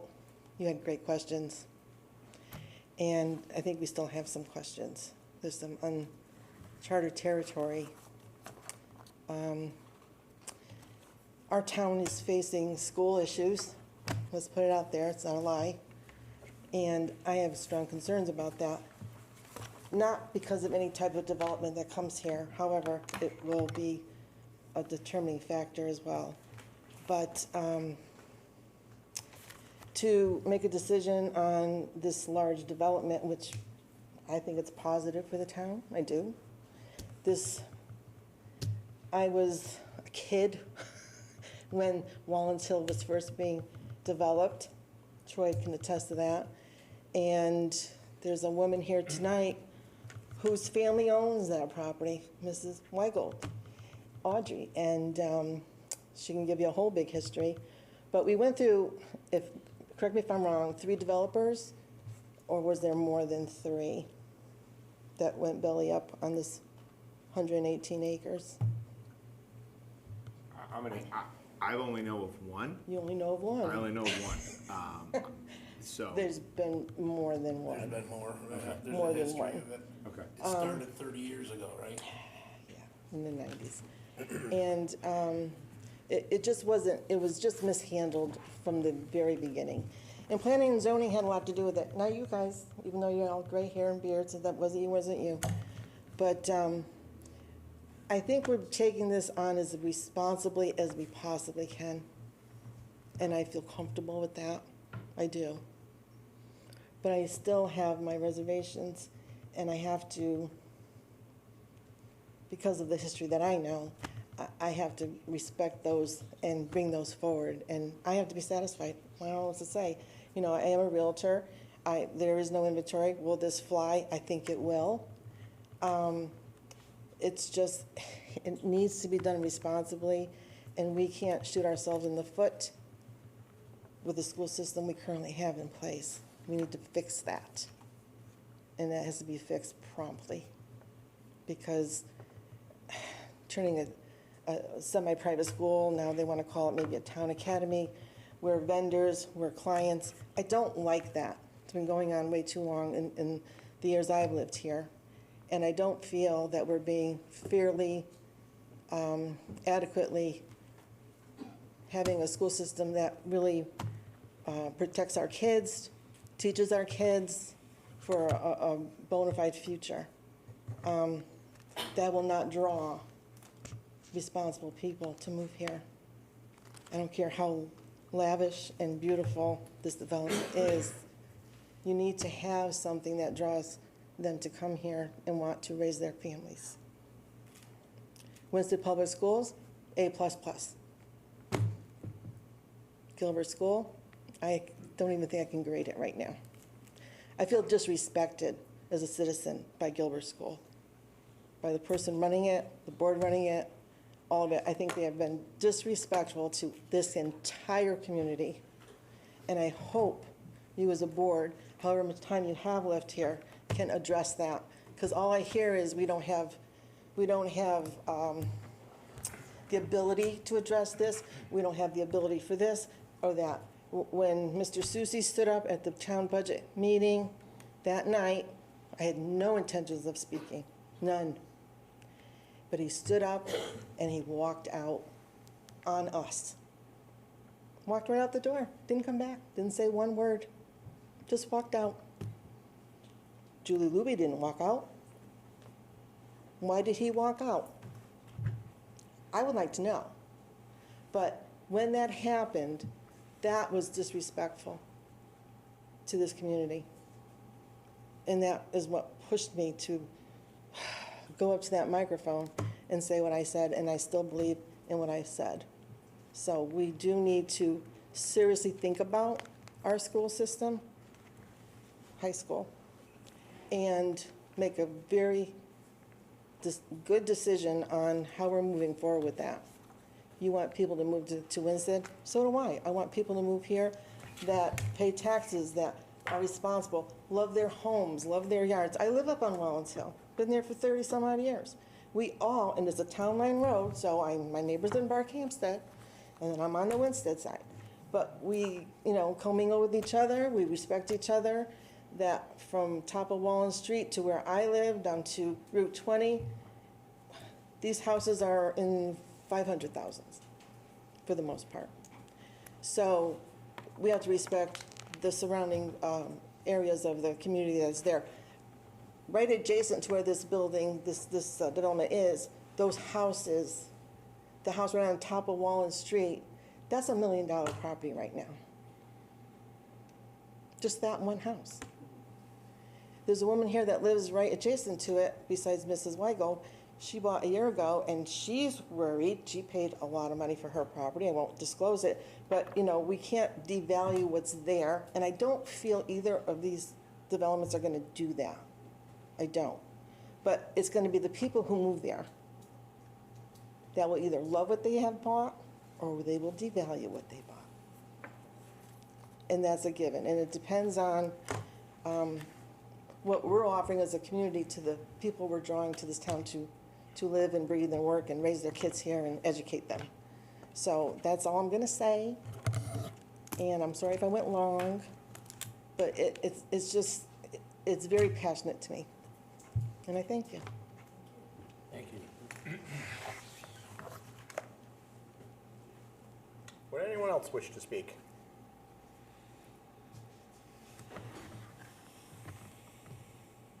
All right, moving on to item 5, board discussions. I'll open the floor. I think we're incredibly lucky to have two really good proposals to look at here.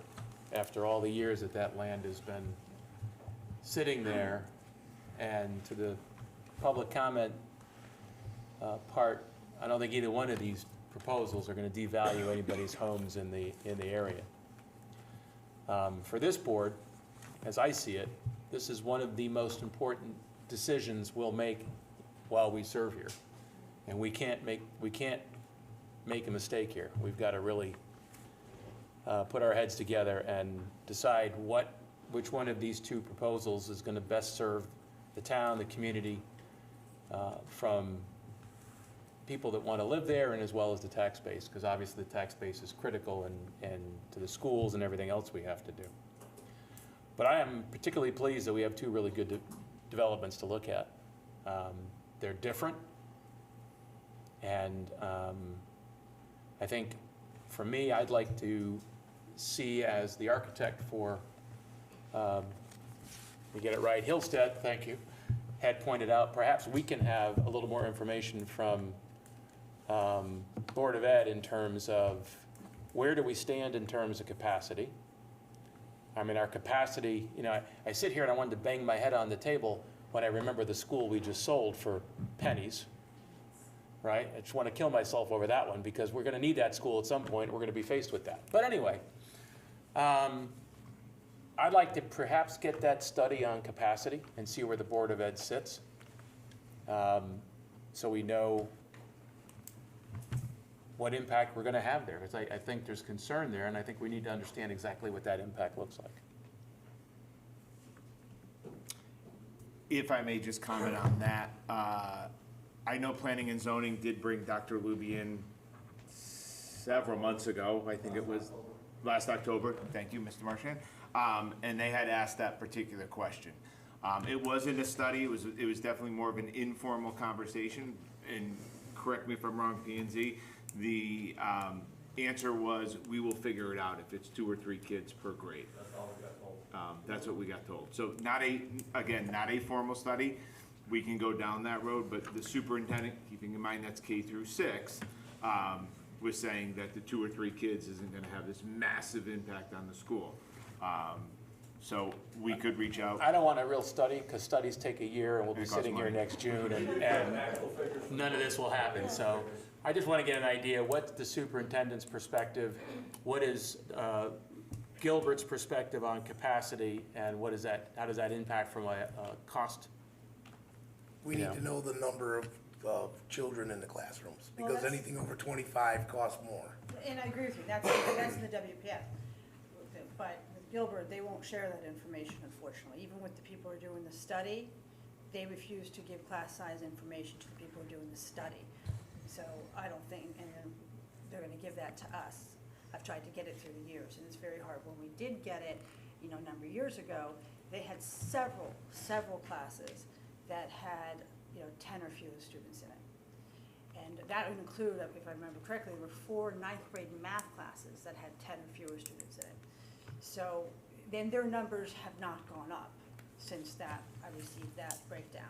So I can only assume that and they don't let go of teachers, they just want to keep it going. So I would expect they can absorb a number of students, but we're never going to get class size out of them. They don't want to give that information up.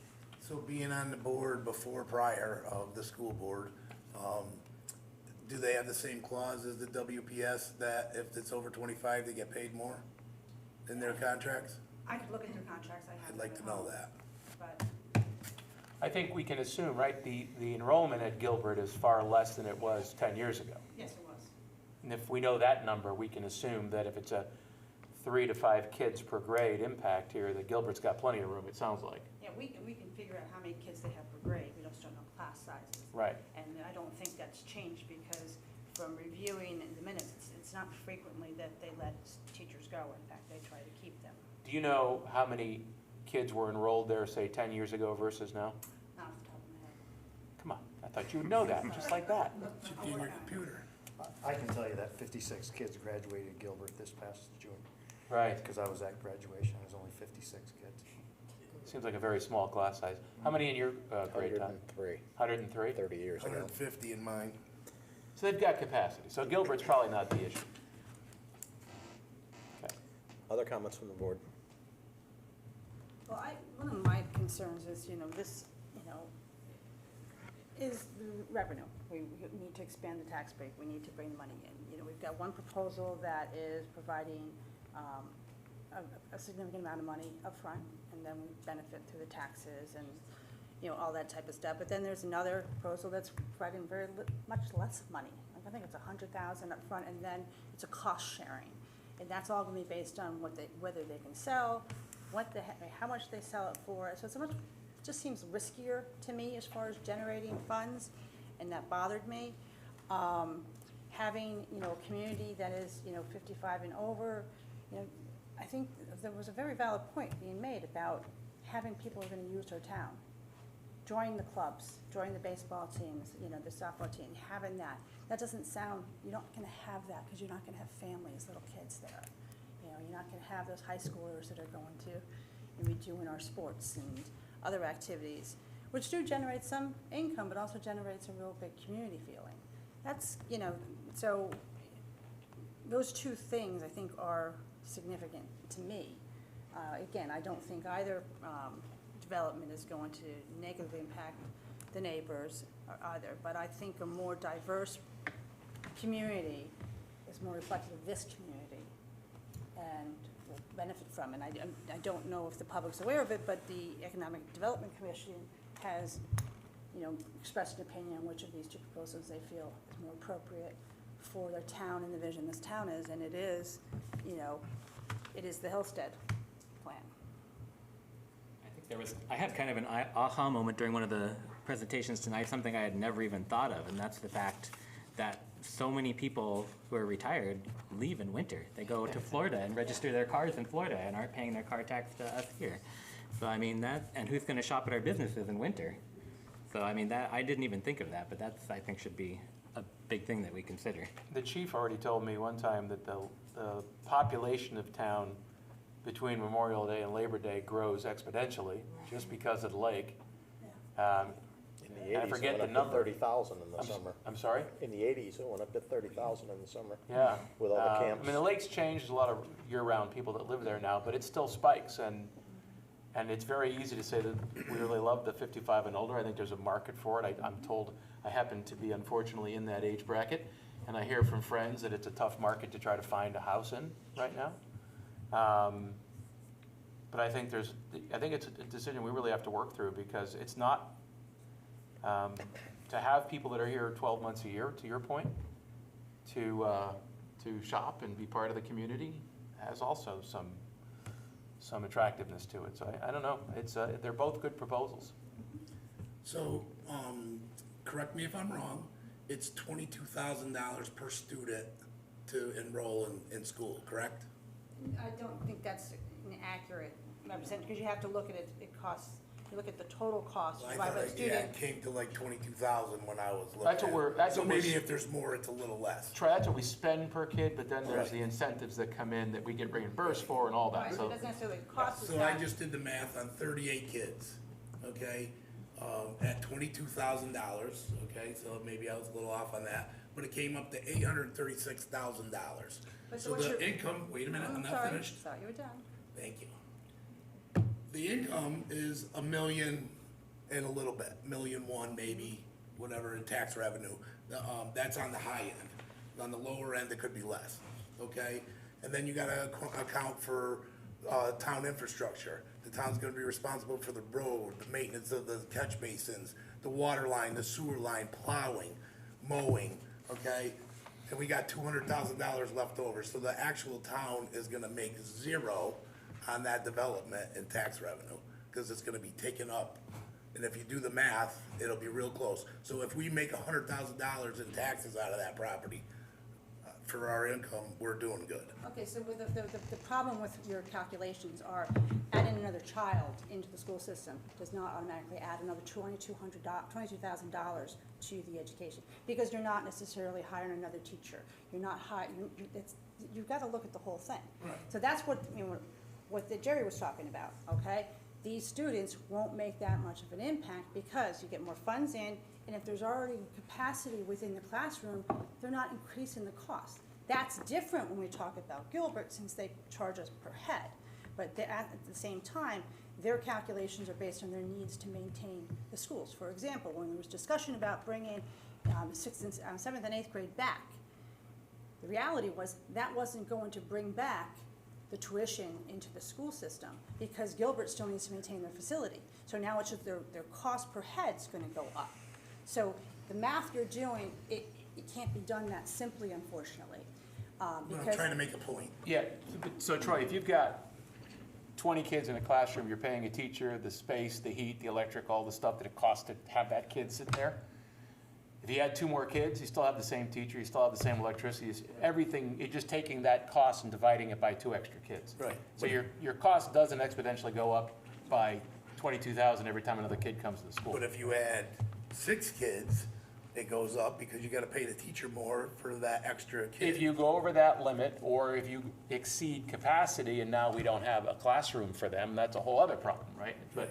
And the last we But talked. you can't just do the $22,000 math, that doesn't. The last time Dr. Luby, was in front of us, she said she was at capacity and she had to build extra classrooms to do a daycare. So I'm pretty sure that they're at capacity at Hinsdale School right now. I think they were talking was about, she preschool. was talking about something different than that. They're not, Yeah, that they're was not the at special capacity. program. Well, that's what we need to find out. That was, she needed space because if she wanted to open up preschool to a larger amount of That's people, what she needs. there wasn't the infrastructure to do that. That was adding another program, but to add 2 or 3 kids to a No, I class. asked her that specific question, if there was room in the classrooms to absorb that. She But there said wasn't room no. to bring in 40 preschool kids. We were talking about preschool. Right. Right. Yeah. They wanted to open up different age brackets for more preschool kids, so you don't have room to bring in 40 in one spot. And also, the money we get from the state is per head. Doesn't matter what our budget is, it's per head. So you bring in those extra 3 kids, you're getting a little bit extra from the state for those 3 kids. So again, the math is not that simple. The reason, sorry. I gotta just hit this one, because I know social media, and I'm gonna say it differently. I think the math doesn't work that way, and here's the greatest example. You look at any particular school year, and I know there's realtors in the crowd. Rest assured, families move in during the school year, but we're not getting an invoice from the BOE because 5 new kids moved in the school and they need $100,000. The board said it right, but I try and squash social media, stuff like that. So 1 kid does not equal $22,000 because when an additional student comes in, Dr. Luby, also embedded in the $22,000 is Dr. Luby's salary. New kid comes in, Dr. Luby's salary doesn't go up. If that was the case, she'd be a really good superintendent. They got a great contract, but it doesn't work that way. So and the reason I'm saying that is because I know this video will be watched, throughout, and I need to people understand that 1 student does not mean a $22,000 increase in a BOE budget. And Cheryl, for Gilbert, it doesn't do the same, right? We don't send a kid here and they give us a bill for $24,000. It's the same way when we wanted to pull 6 and 7 out, it wasn't gonna save us $24,000 apiece. It doesn't add $24,000 apiece by adding kids to that school. Correct, because Okay. they set their budget, and this is what we're Right. paying them each year. And the head count is usually based on enrollment as of October 1st. So even if kids came in after, let's say 10 kids joined Gilbert, after October 1st, that would not increase that budget cost for us, so.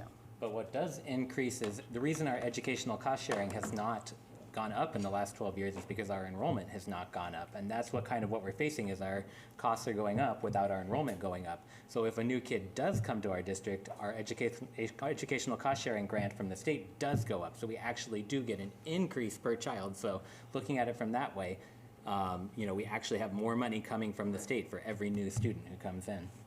Not to mention the economic benefit to the town of these families being involved in the town, participating in activities, going out to restaurants. I mean, you have a family of 5 in one house versus 2 older people in another house. A lot more financial benefit to the town by those 5 people participating in the town.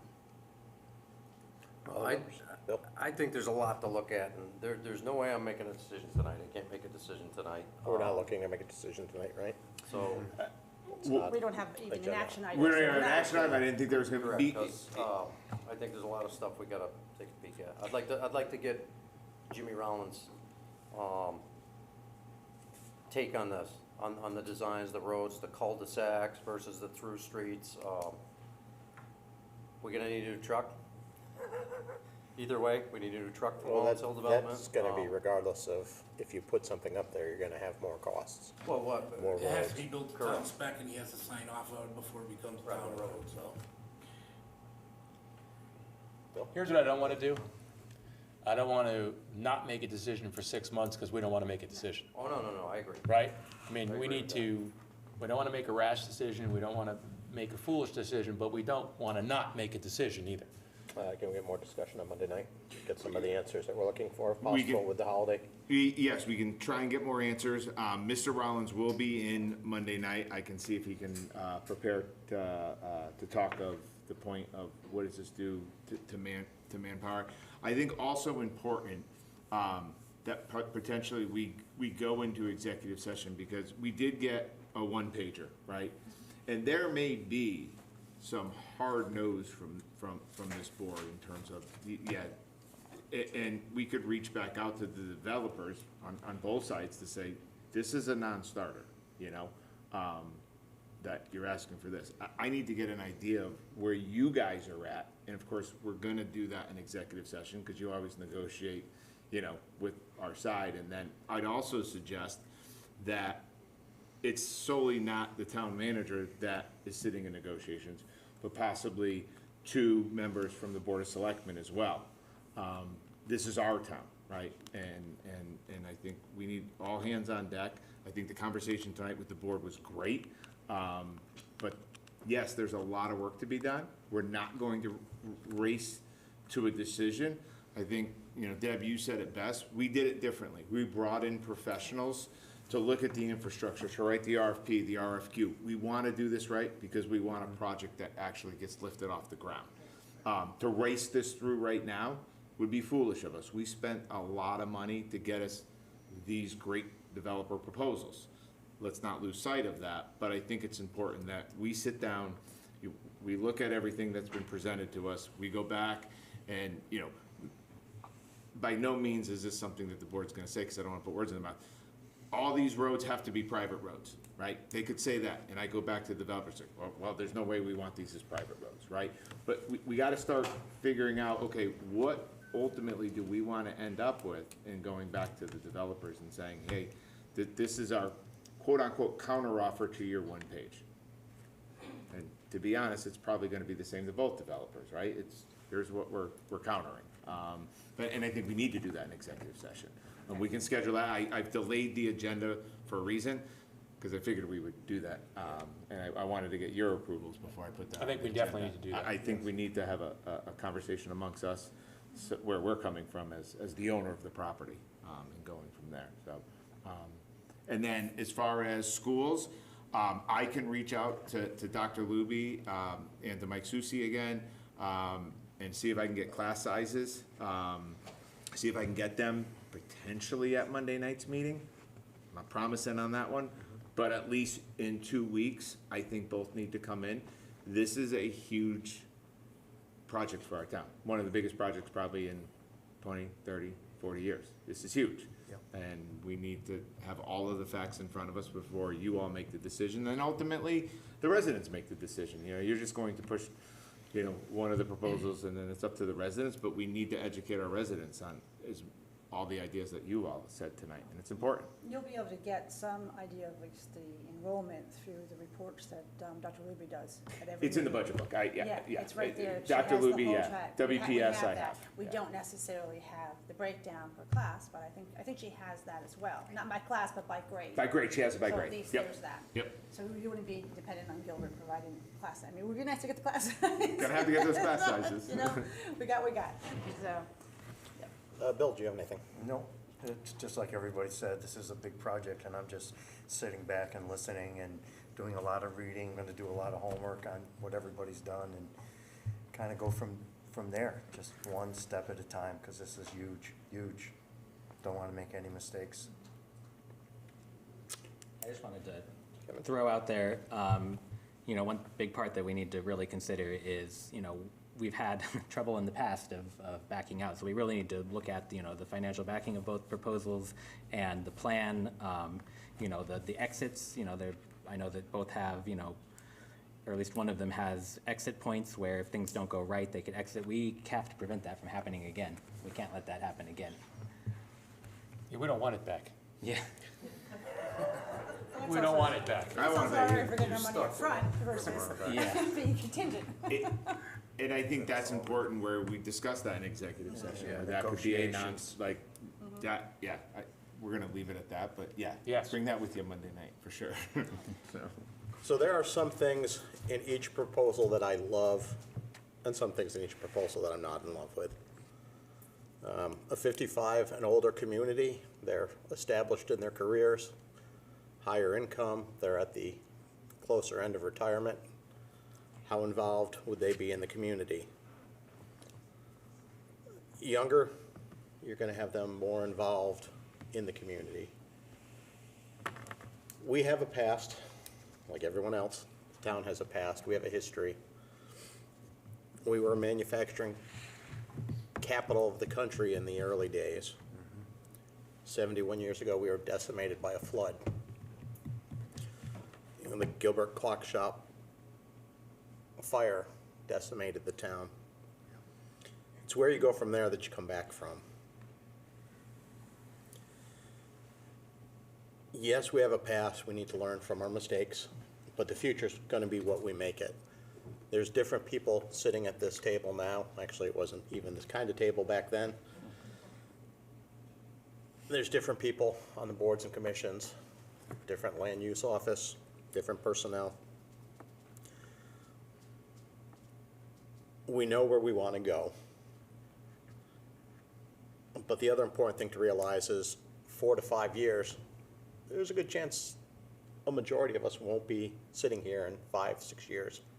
We won't see the fruition of it. So we need to think ahead, do what we believe is in the best interest of Winsted. We're going to need more volunteer firefighters. We're going to need more volunteers to volunteer for ambulance. We're going to need more coaches, Little League coaches, people to frequent our restaurants. You look at our boards and commissions, we have so many vacancies because people don't want to volunteer. We need to make sure that whoever we bring into town to live here wants to be invested in the town, needs to be invested in the town and be part of the community. That's how we're gonna correct our past mistakes. So it is a very important decision which we have to make in a couple of weeks, or maybe next Monday night will be good after we talk through this stuff and sleep on it for a couple of days. But I am very impressed with both of these proposals. I think they both have some things that would do well for Winsted and Winchester in the future. And I don't think either one of them necessarily is a loss. I think they'll both be successful.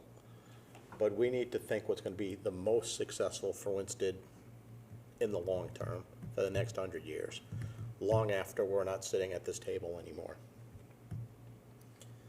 Paul, do you have anything else? I have nothing. Everybody, happy 4th of July.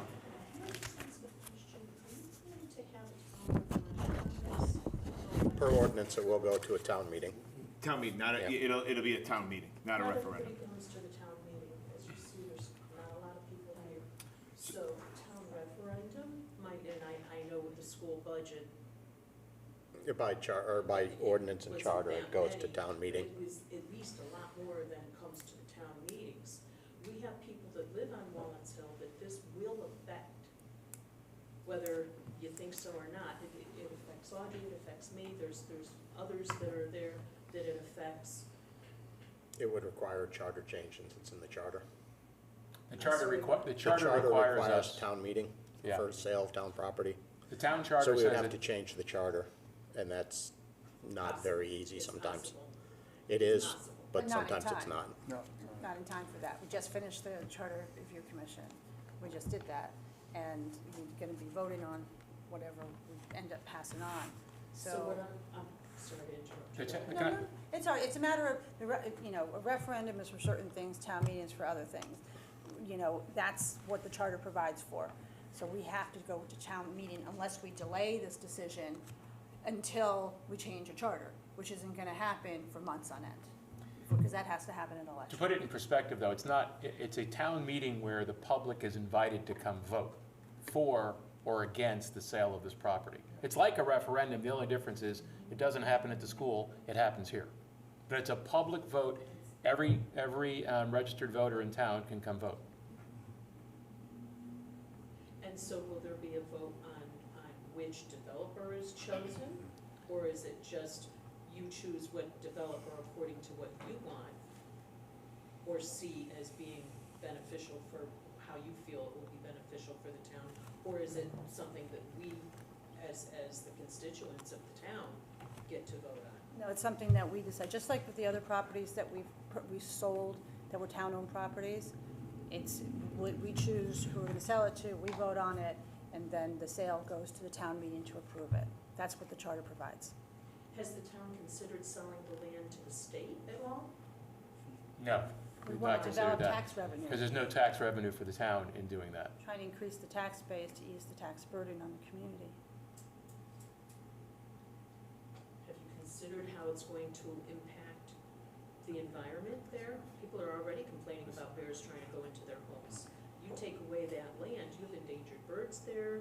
You take away that land, you've got coyotes, you've got bears, you've got bobcat, all sorts of things where That would be an argument to take up with. with DEP and the state, not.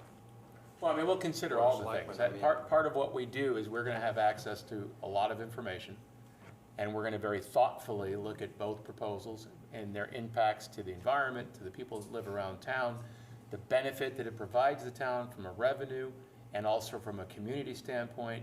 We're gonna try and look at every aspect of this and make a decision based on all the information that we're given, and then send it to you to say, yes, we agree, or no, we don't.